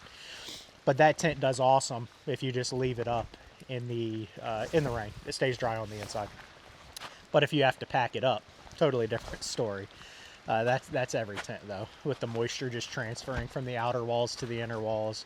So definitely made the right choice to stay here for 2 nights. I can leave the tent here and go do some exploring. The rain made for some great sleeping weather. I was fortunate enough the previous 2 nights to have a campsite right down on a creek, and last night I obviously had the ambient sound of some rain, so the sleeping conditions have been awesome for the 3 nights I've been out here. Now, I could have chosen a campsite here at Cooper's Creek, down by the creek, but the campsites up on the hill, I will tell you, offer a lot more privacy. This is campsite number 21 that I'm at right now. Campsites 21, 22, and 24, I mentioned in another video, is the best one. It's way in the back, it's really big, but it's considered a group campsite, so it's double the price. And I would have gladly paid that had I had other people around, or that been the only thing available. But because this campsite is completely empty, why pay the double when I've got a great campsite right here? Campsite number 21 is good. Campsite number 22 is good. Campsite 23, not so much. It's just kind of right by the pit toilet. Same with 25, right by the pit toilet. Very small, not very good, right on the main road. 24 for a group campsite. But there are a lot of good ones down on the creek. Campsite 18 was the best looking one that I saw down there when I checked them out. Anyways, if you're looking to stay at Cooper's Creek, there's really nothing bad here.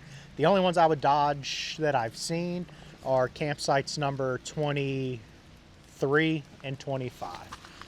Anyways, this rain and this overcast, ominous looking weather makes for some good riding around in the woods conditions. So that's exactly what I'm going to do. I'm going to get out of here now. I'm going to see what I can find.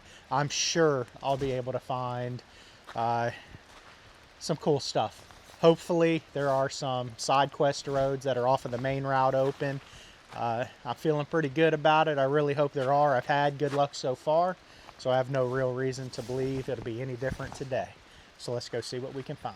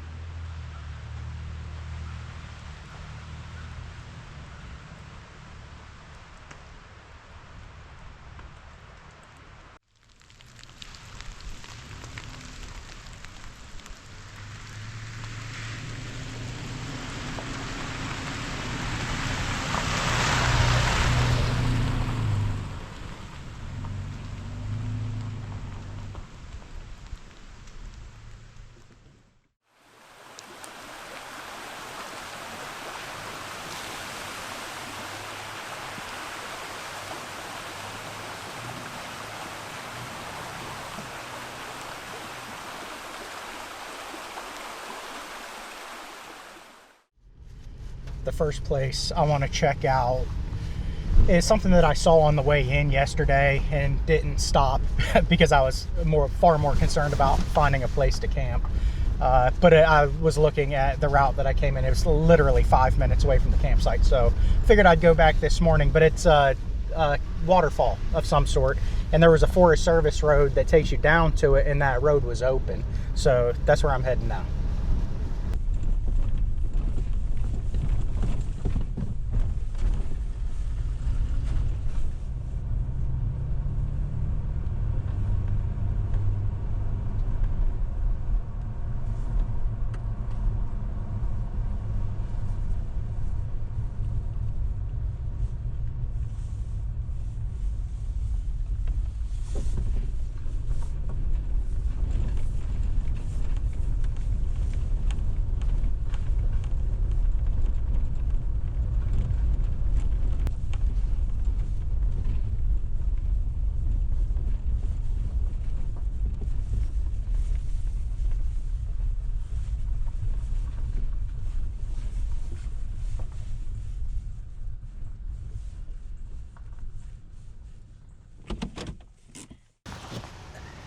This is Sea Creek Falls.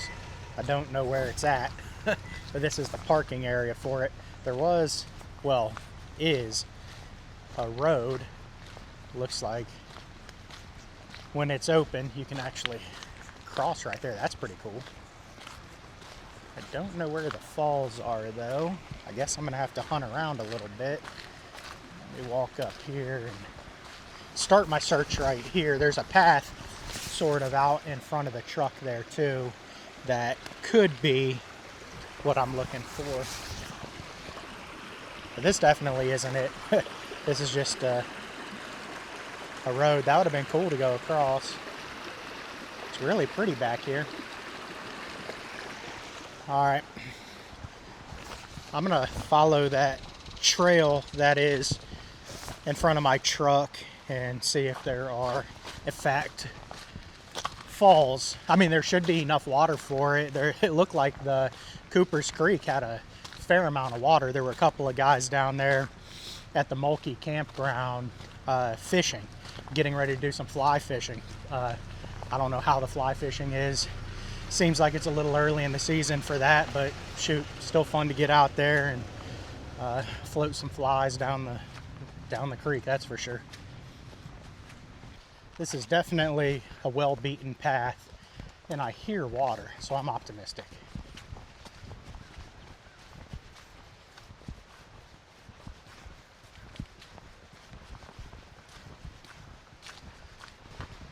This is a longer trail than I anticipated getting down here. Hopefully it's worth it. But the main path is like really muddy. I don't know how well you can tell. I've been on this side path people have cut to stay out of that, but that's just nasty, especially after this rain. I can definitely hear water though, so I'm optimistic. I don't think I'm very far. I hear it off in this direction, but the trail still goes as far as I can see. It's getting louder, so I gotta be getting closer. Just came right up to the creek itself.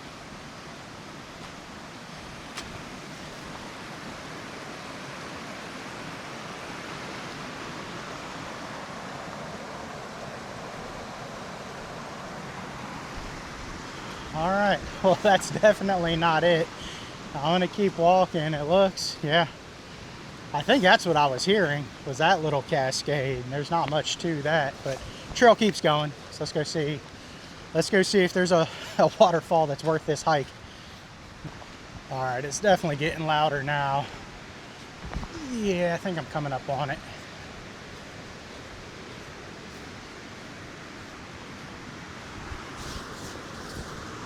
Can't see it just yet. I don't know how well I'm going to be able to see it without getting out in the water, but there is a path up there. Let's see. That's a pretty cool waterfall. Get up on this big rock here. Be careful, it's slick out here. Yeah, it's a cool waterfall. Can't really see from here though, with those leaves on the trees. I'm gonna walk up this path right here though. Surely I can get a better view of it. This is a steep one too. This will be sketchy, as wet as these rocks and roots are.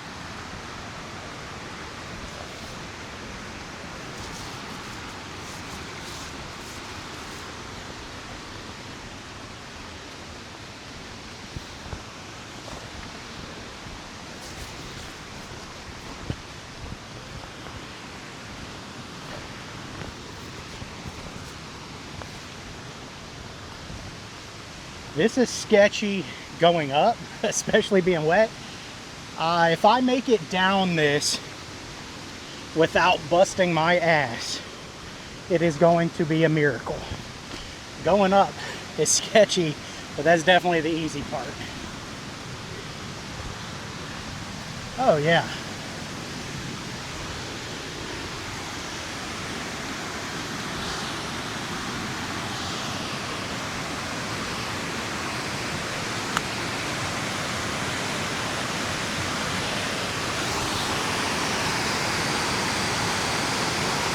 That is very cool.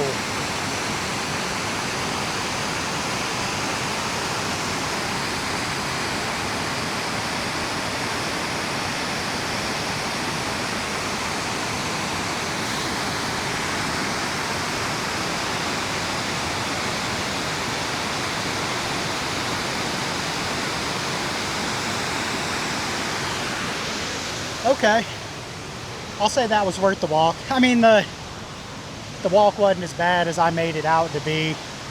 It's probably a couple tenths of a mile, quarter mile, something like that. But it's definitely far enough that you want to lock up your truck at the parking area. You don't want to be away from it that long. When I first started out, I left the truck running and everything. I figured I'll run down to them falls, look at it.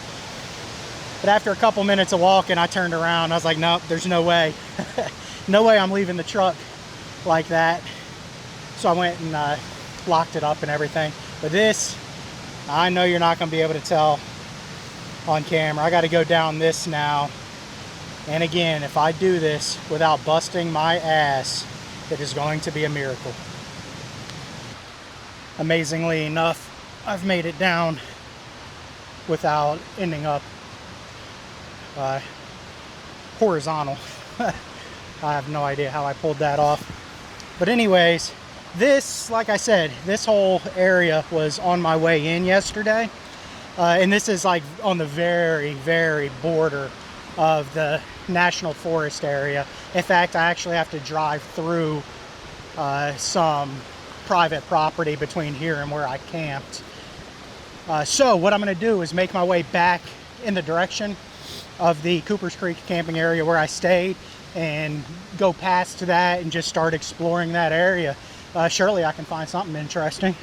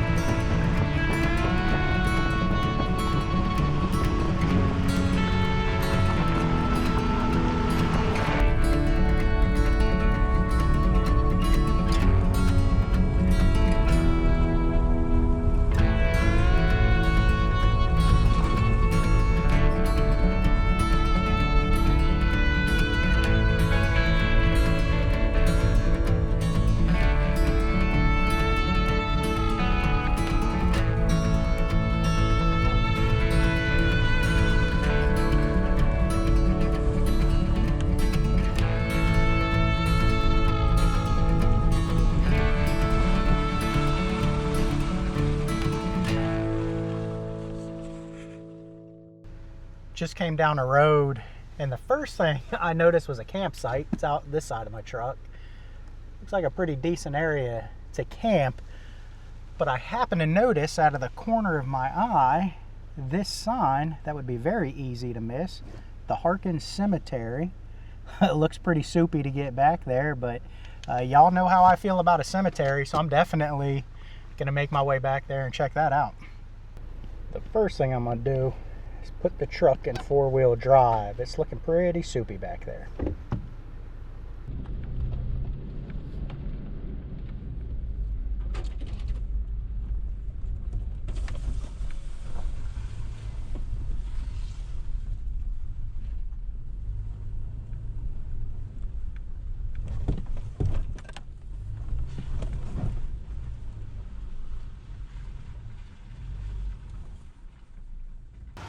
Checking out the road to this cemetery, and it's not marked on the GPS as to exactly how far down this road is, but I walked a pretty good distance, enough that I would like to drive down it.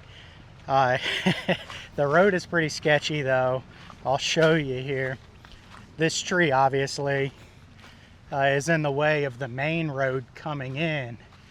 If I can get through here, which I should be able to, I can get up on this road. They've created a bypass, but I'll show you. It's just a muddy, soupy mess, and there's some downfall in the way and all that anyway.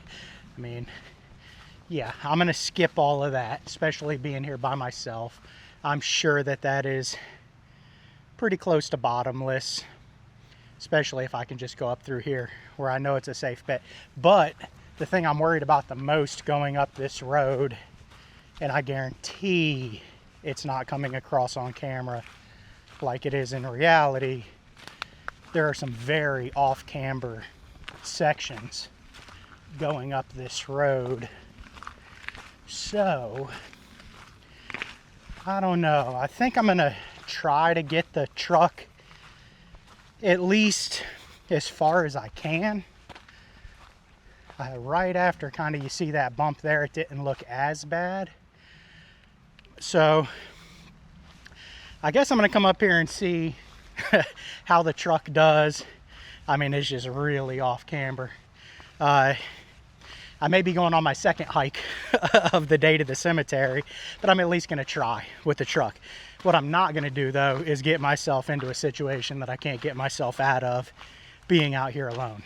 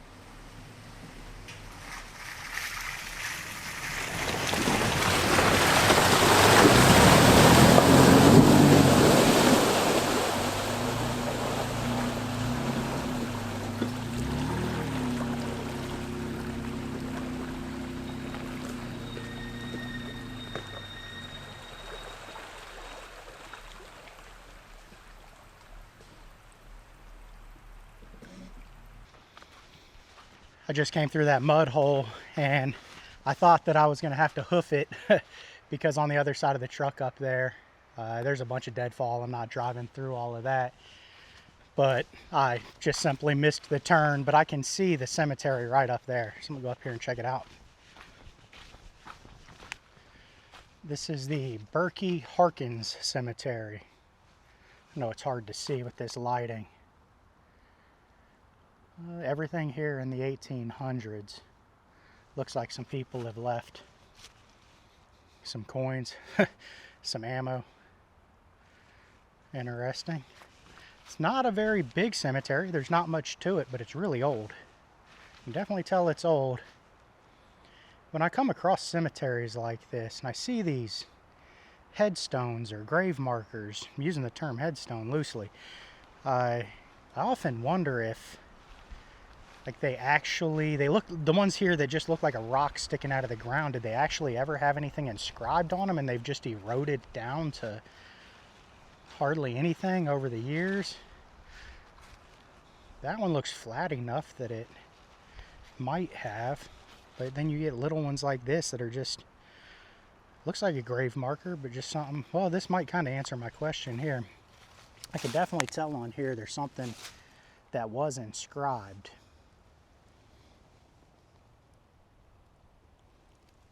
It's really hard to see, especially in this lighting. I mean, that one, obviously, you can see it. That's definitely newer. There's little ones just, you know, a rock sticking out of the ground.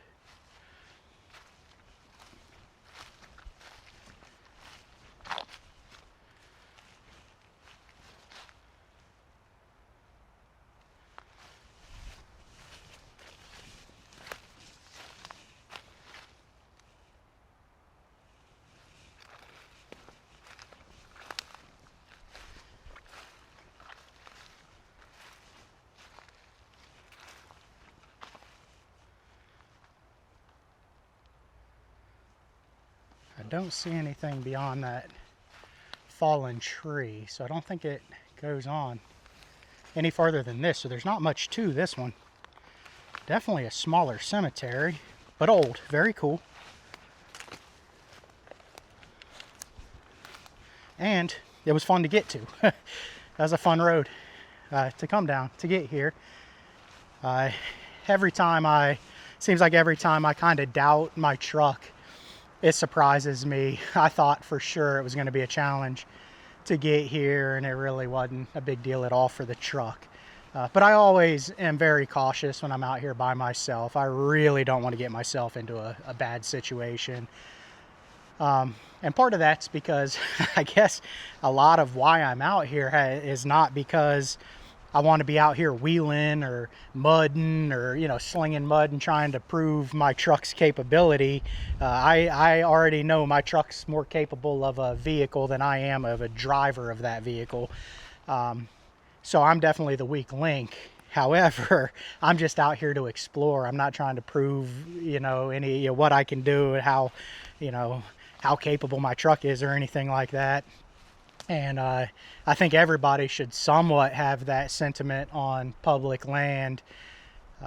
There's plenty of places that you can go and, you know, do your off-roading and proving grounds for your vehicle. You know, there's a lot of good places. Where I live, a lot of people go to a place called Bogs and Boulders, which is in Alabama. There's an awesome place in Mississippi called Grand River Motorsports Park. That is the place to go prove how you can get your truck stuck and make sure that your winch really can handle 12,000 pounds or whatever. Out here in the National Forest just isn't the place to do it. I mean, this is out here available to everybody. You start screwing roads up. One, it makes it less accessible to people that just have a stock four-wheel drive vehicle and not a Jeep on 40s. And two, it gets roads closed. So it's cool. I mean, if you see a mud hole, go through the mud hole. Don't go around the mud hole and create, you know, a bigger swatch. You know, that's how stuff spreads. And if you're not capable of going through the mud hole, turn around and get out of here. Just don't be using the National Forest as a place to prove what your vehicle is capable of. There's too much to explore out here. Don't ruin it for the rest of us.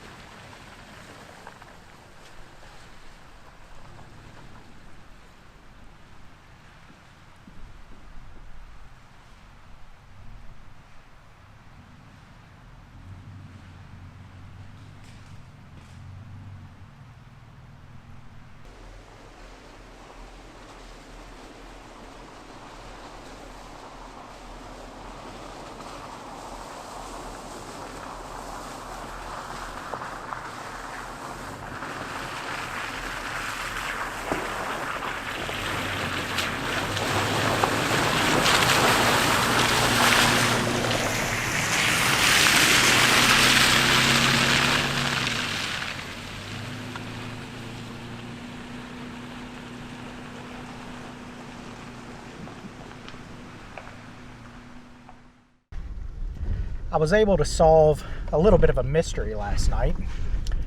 A couple months ago, I was out here doing the Chattahoochee bdr-x, and when I was camping, I was in my tent at night on 2 different nights, and it just didn't make sense just because of where I was.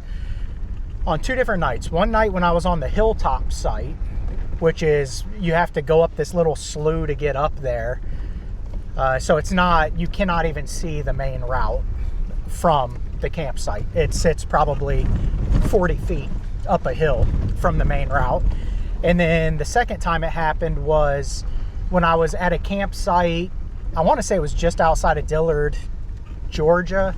And I had a big rock face on one side of me. It was like basically a sheer cliff on the other side of me, and my truck was parked basically the only way you could get to my campsite. But either way, on both nights, I saw a light flash, not flash, but like a steady light stay on when I was laying in my tent.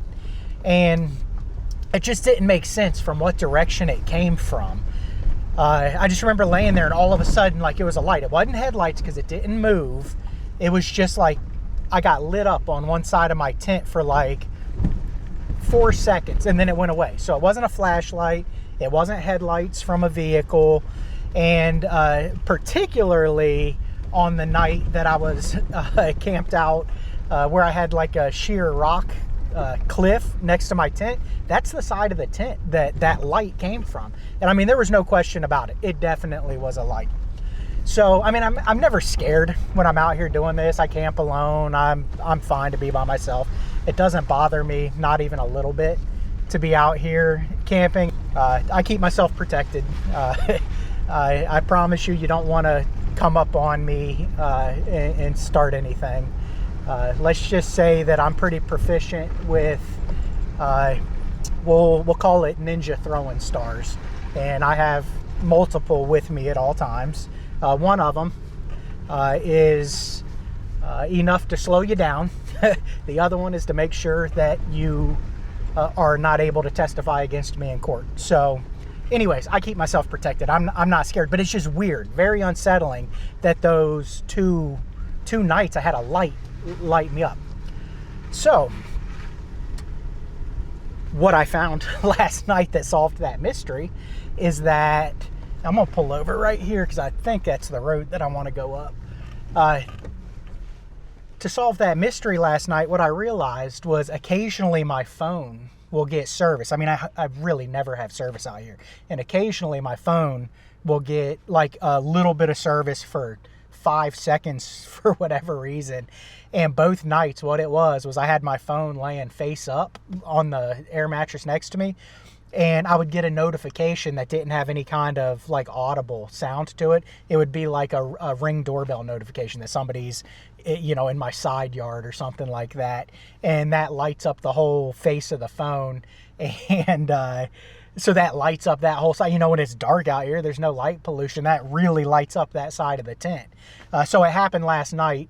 And I had to laugh. I'm like, you know, I mean, it was unsettling when it happened the first couple times. But now that I know what it was, it's pretty laughable. This was the road I wanted to take. You can see it was going to be a long one too. Kind of a bummer that it's closed. But there is a gate across it. I'm not going to turn around, be too much of a pain. But it looks like on the map, if I go a little bit farther south, there's another road that I can check out. Hopefully it's open. It's just south of Addy Gap, so we'll see.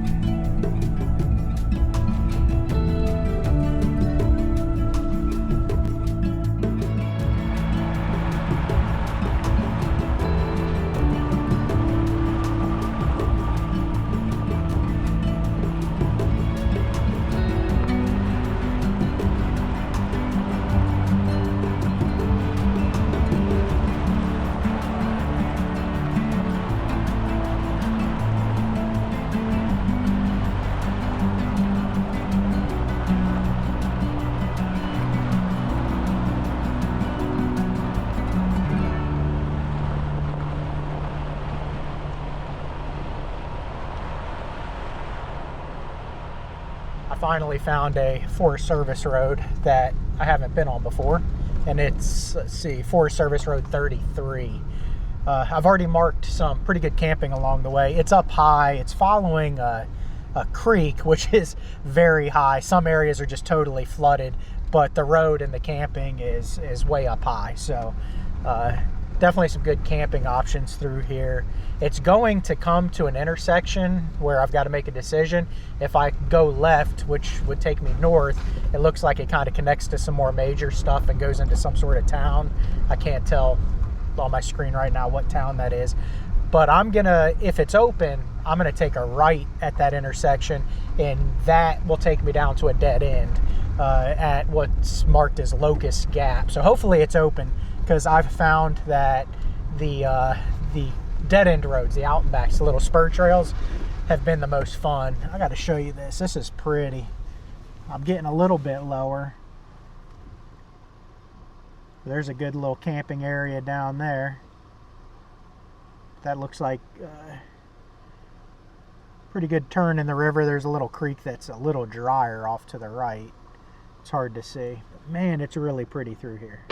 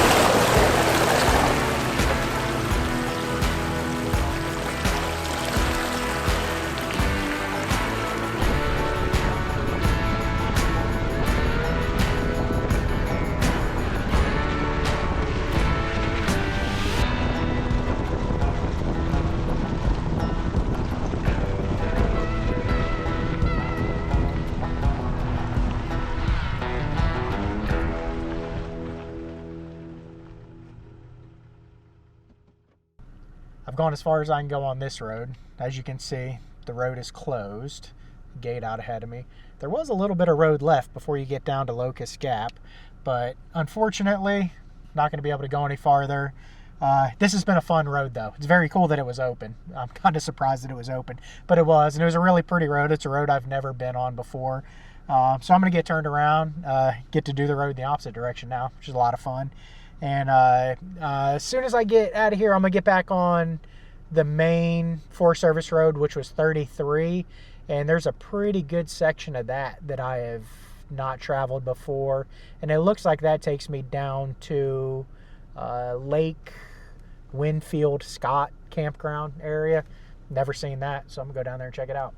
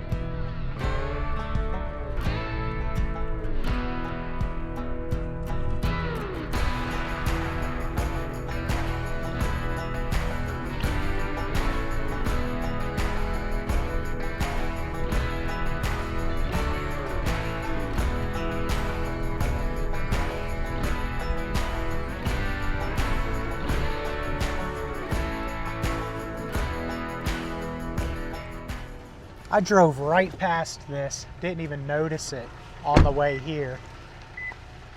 Tiny little spur trail off of this road, and it's a cemetery. The Spriggs Chapel Cemetery, established in 1900. I wonder where the Spriggs Chapel is. Anyways, looks like there is some old stuff through here. Let's check it out.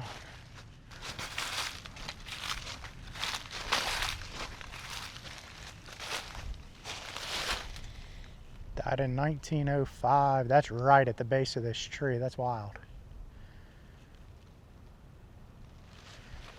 Look at these. They look like they are stacked on top of each other.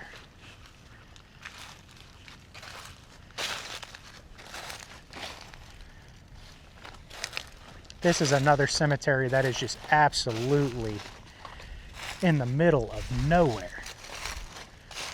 A lot of grave markers though. There's no way this many people are buried here. I wonder what this is about. I mean, just a ton of markers.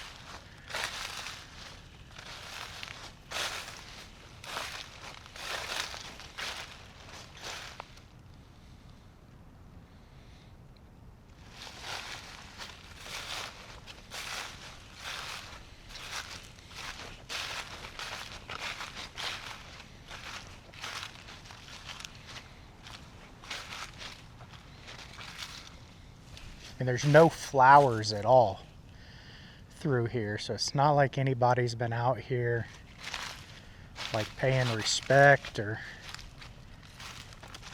really tending to the cemetery at all. I mean, this is wild. I've never seen this many just piled on top of each other. I have no idea what that's about. There's no way there's enough space in between them for this many people to be buried here. I don't know how well you can tell on camera, but there is a bunch of them. And none of them on this side over here have anything that you can read. This is wild.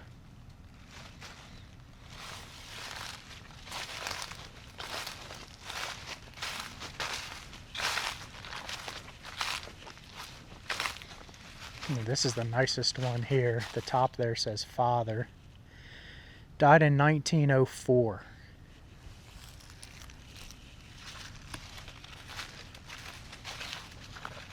These are laid out a little more traditionally. They definitely look newer.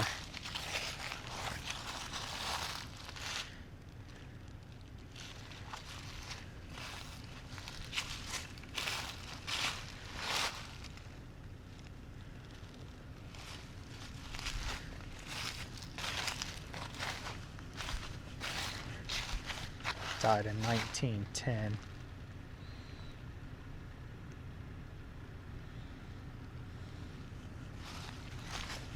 Here's another one at the base of, this is at a base of a couple of trees. This is a newer one, died in 2007. Pamela Green. So I noticed when I parked my truck here, looks like there's a little bit of a trail that goes down this way. So I'm going to check it out.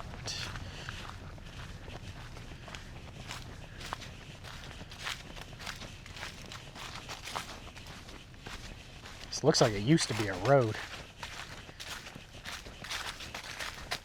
The cemetery is just right up through there.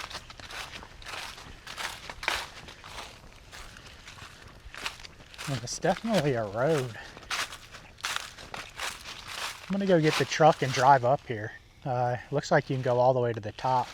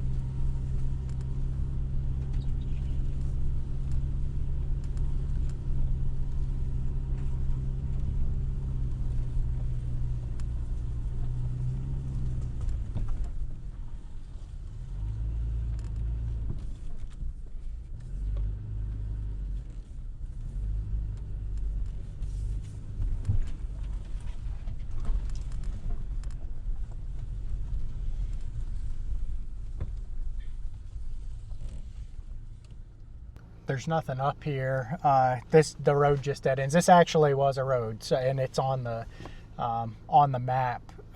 So I'm not doing anything I'm not supposed to do. But I was thinking maybe the chapel or something was up here. Maybe this is where the chapel used to be. I don't know. It's been over 100 years since that cemetery was established. But it looks like I'm on the sort of the summit of the mountain. You can see around me. Really good views on both sides. So this is this was a pleasant surprise. Very cool to happen upon an old cemetery like that. I definitely wasn't expecting that. But this one, again, it's just crazy to me. It's literally in the middle of nowhere. Very cool.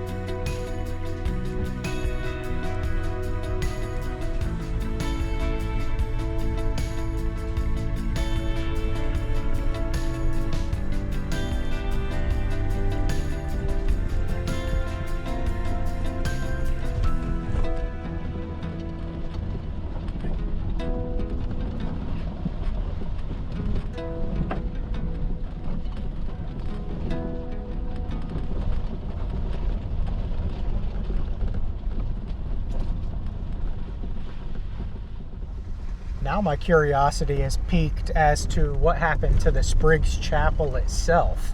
If that was a cemetery, I'd assume the chapel was right there by the cemetery, and with it being established in 1900, it's not like it, rotted away in 120 something years.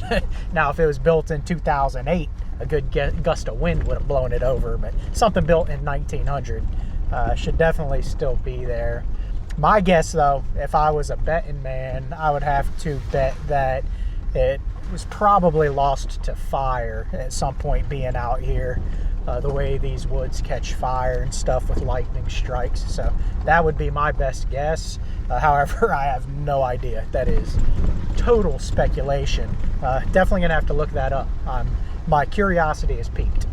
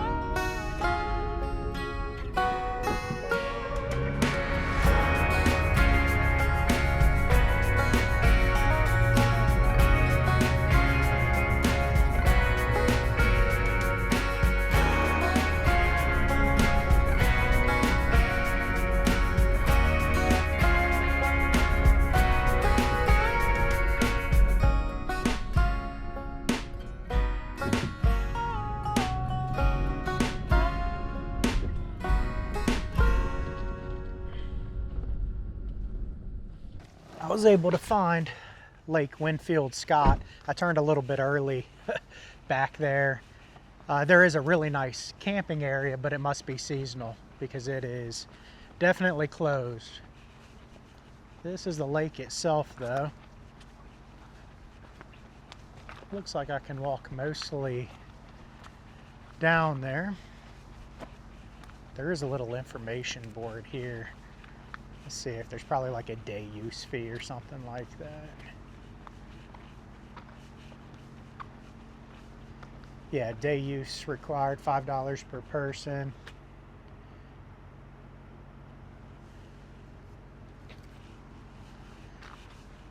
Looks like a cool lake though. I'm sure in the summertime, this would be a great place to recreate. Go down there and swim, canoe, kayak, fish, all that fun stuff.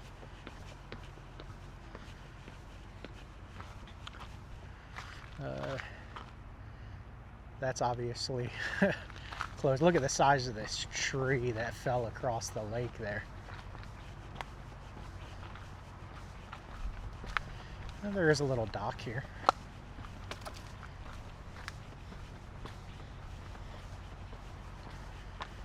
Not sure what they're doing on the road, but they've got it down to one lane, and it's one of those temporary signal things. I hate those things. You gotta sit there and wait forever. They might be working on the bridge here. It's probably what it is. That's certainly what it looks like. I can kind of see, I know I can see better than you can. Through there, they might be building a new bridge next to the existing bridge on the far side of it there. But anyways, pretty lake. Man, that is a big tree that fell. Look at where it split.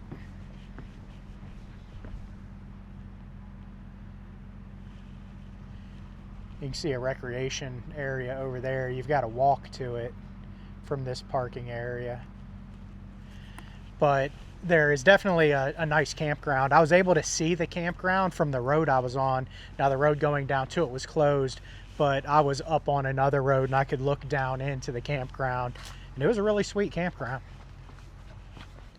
All right, it's getting to be about time to head back towards camp.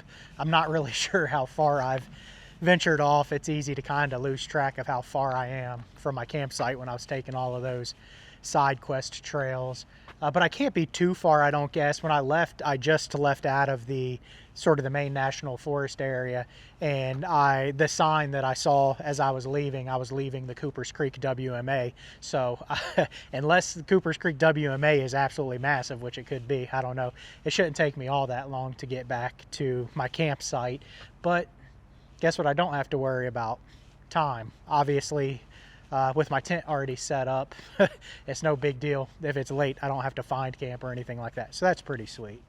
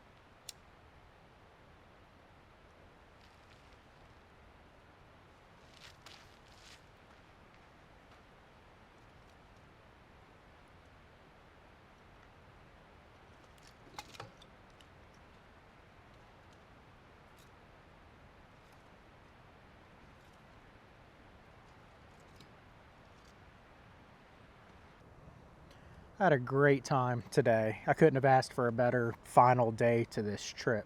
The weather cooperated. The forecast was actually accurate. So, after the rain this morning, it got pleasant, got nice. Was able to come back to a nice dry tent. So that was definitely a bonus. Also didn't have the stress of having to find camp. So I was able to just go explore and not really worry about how far I ventured away or where I was going to end up or anything like that. So that was sweet. The whole trip was awesome in the way that I just didn't have any plans whatsoever, like no destination at all. I just literally went wherever the wind blew me. It was a great way to experience the national forest out here. I had no idea what I'd be able to find, especially in February when there's a lot of road closures. But I did notice that about the same percentage of roads in Georgia are closed. The roads off of the main Forest Service roads, about the same percentage as I experienced in Tennessee. So I think the theory of me running into more gates because I was in the state of Tennessee has been debunked. I think it's pretty consistent just everywhere. I think it just happened to be timing when I happened to be looking for camping a couple of days ago. Came across a lot of closed roads, but I also came across some good open ones in Tennessee, came across a lot of closed ones here in Georgia today, but also came across some great open ones. It was very cool to find 2 cemeteries today. Didn't find any cemeteries yesterday and found 2 of them today. Neither one of them had much size to them, but they were old and remote. Those are the 2 characteristics of a cemetery that I look for the most. I just find that stuff fascinating, that they're just so remote. I mean, it's one thing for you to see it on video, but to actually be in the truck and drive and really know how far away from everything I am. And, sometimes I gotta put the truck in 4-wheel drive to get somewhere, deal with pinstriping because I'm on such a tight trail that it doesn't look like it's been traveled in a while, and end up at a cemetery literally out in the middle of a national forest is awesome. When I first started exploring national forest, that was not really at all even a consideration, was to go look for cemeteries. I've just been lucky enough to happen upon a lot of them, and I've become sort of fascinated with the old and remote ones. I think it's just kind of human nature to be fascinated with death and cemeteries and all that kind of stuff. I also find old churches fascinating, and I found a few of those, in my travels exploring around. If you've seen my other videos, you know that. And it makes a little more sense to me why I'm fascinated by old churches, though. Because to me, in a church, that's a place that it just seems like it holds a lot of different energies in there. A lot of stuff happens in the confines of that building, especially in the sanctuary of a church. And a lot of these old churches that I come across are all just one-room churches anyways. But, I mean, everything from,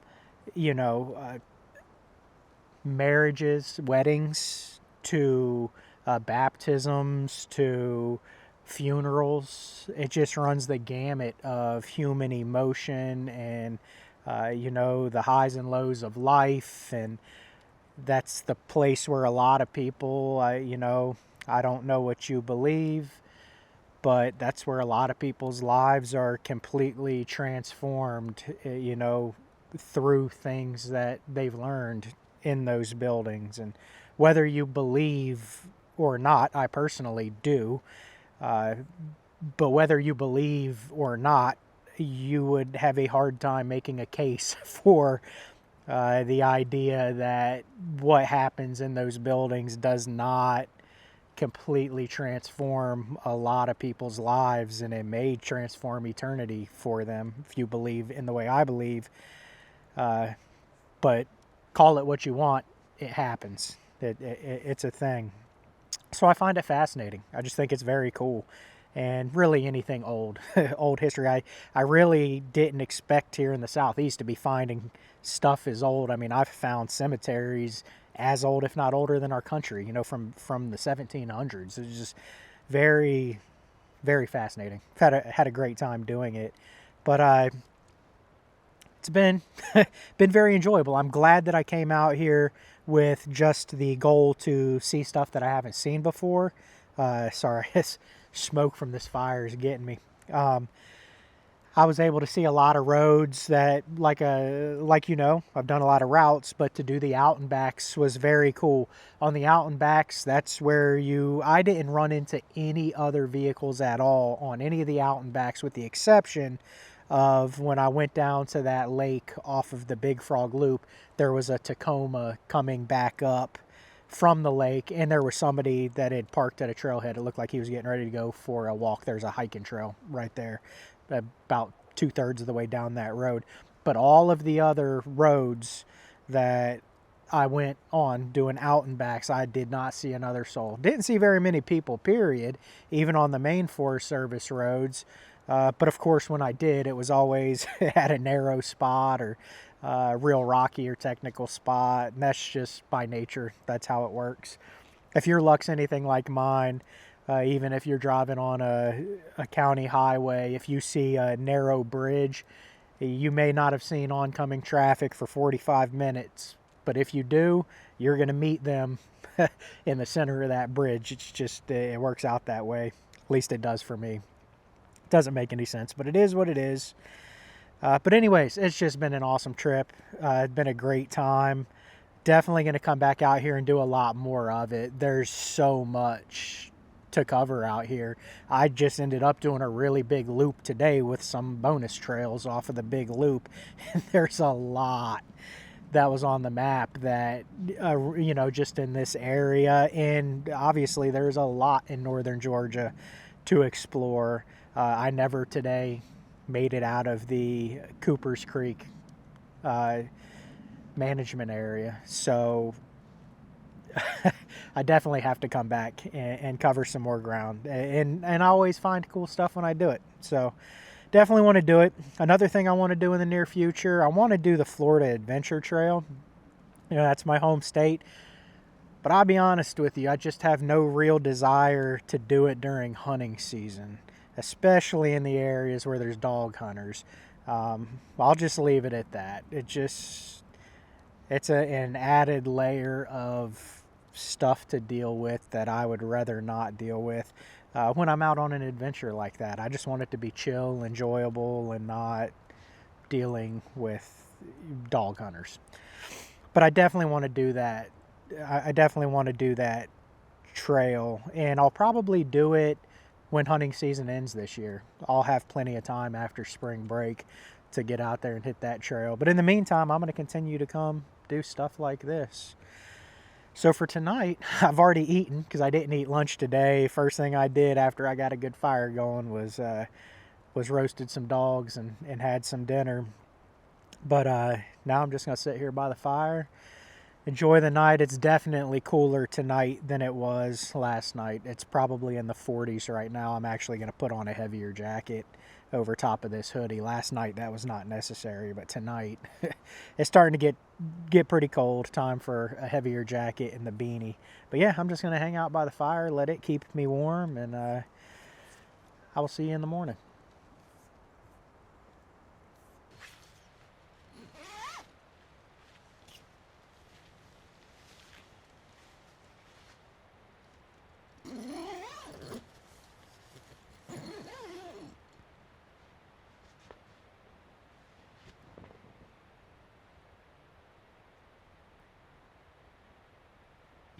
Good morning.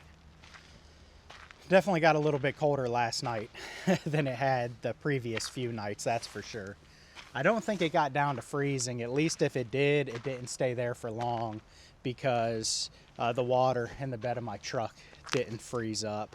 But it got cold. I woke up a couple of times and I could see my breath and had to readjust the sleeping bag, get it over my head to warm up. But I warmed right up, got back to sleep. Slept really good actually, but it was cold. But it's time for me to leave. I've got camp broke down. The truck's packed up.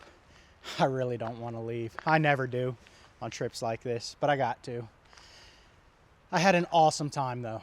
awesome time. Just out here exploring the National Forest. Did it a little bit differently than I had the last couple of times. And I hope that I'm a good example to you that there's something for everybody out here.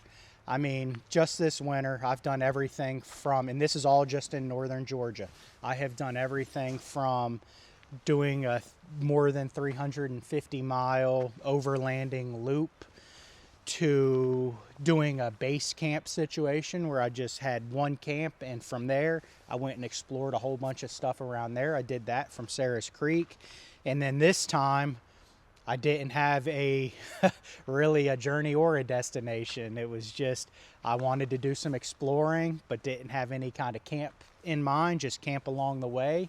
The only reason I ended up at a actual campsite was to basically out of convenience for myself because of rain.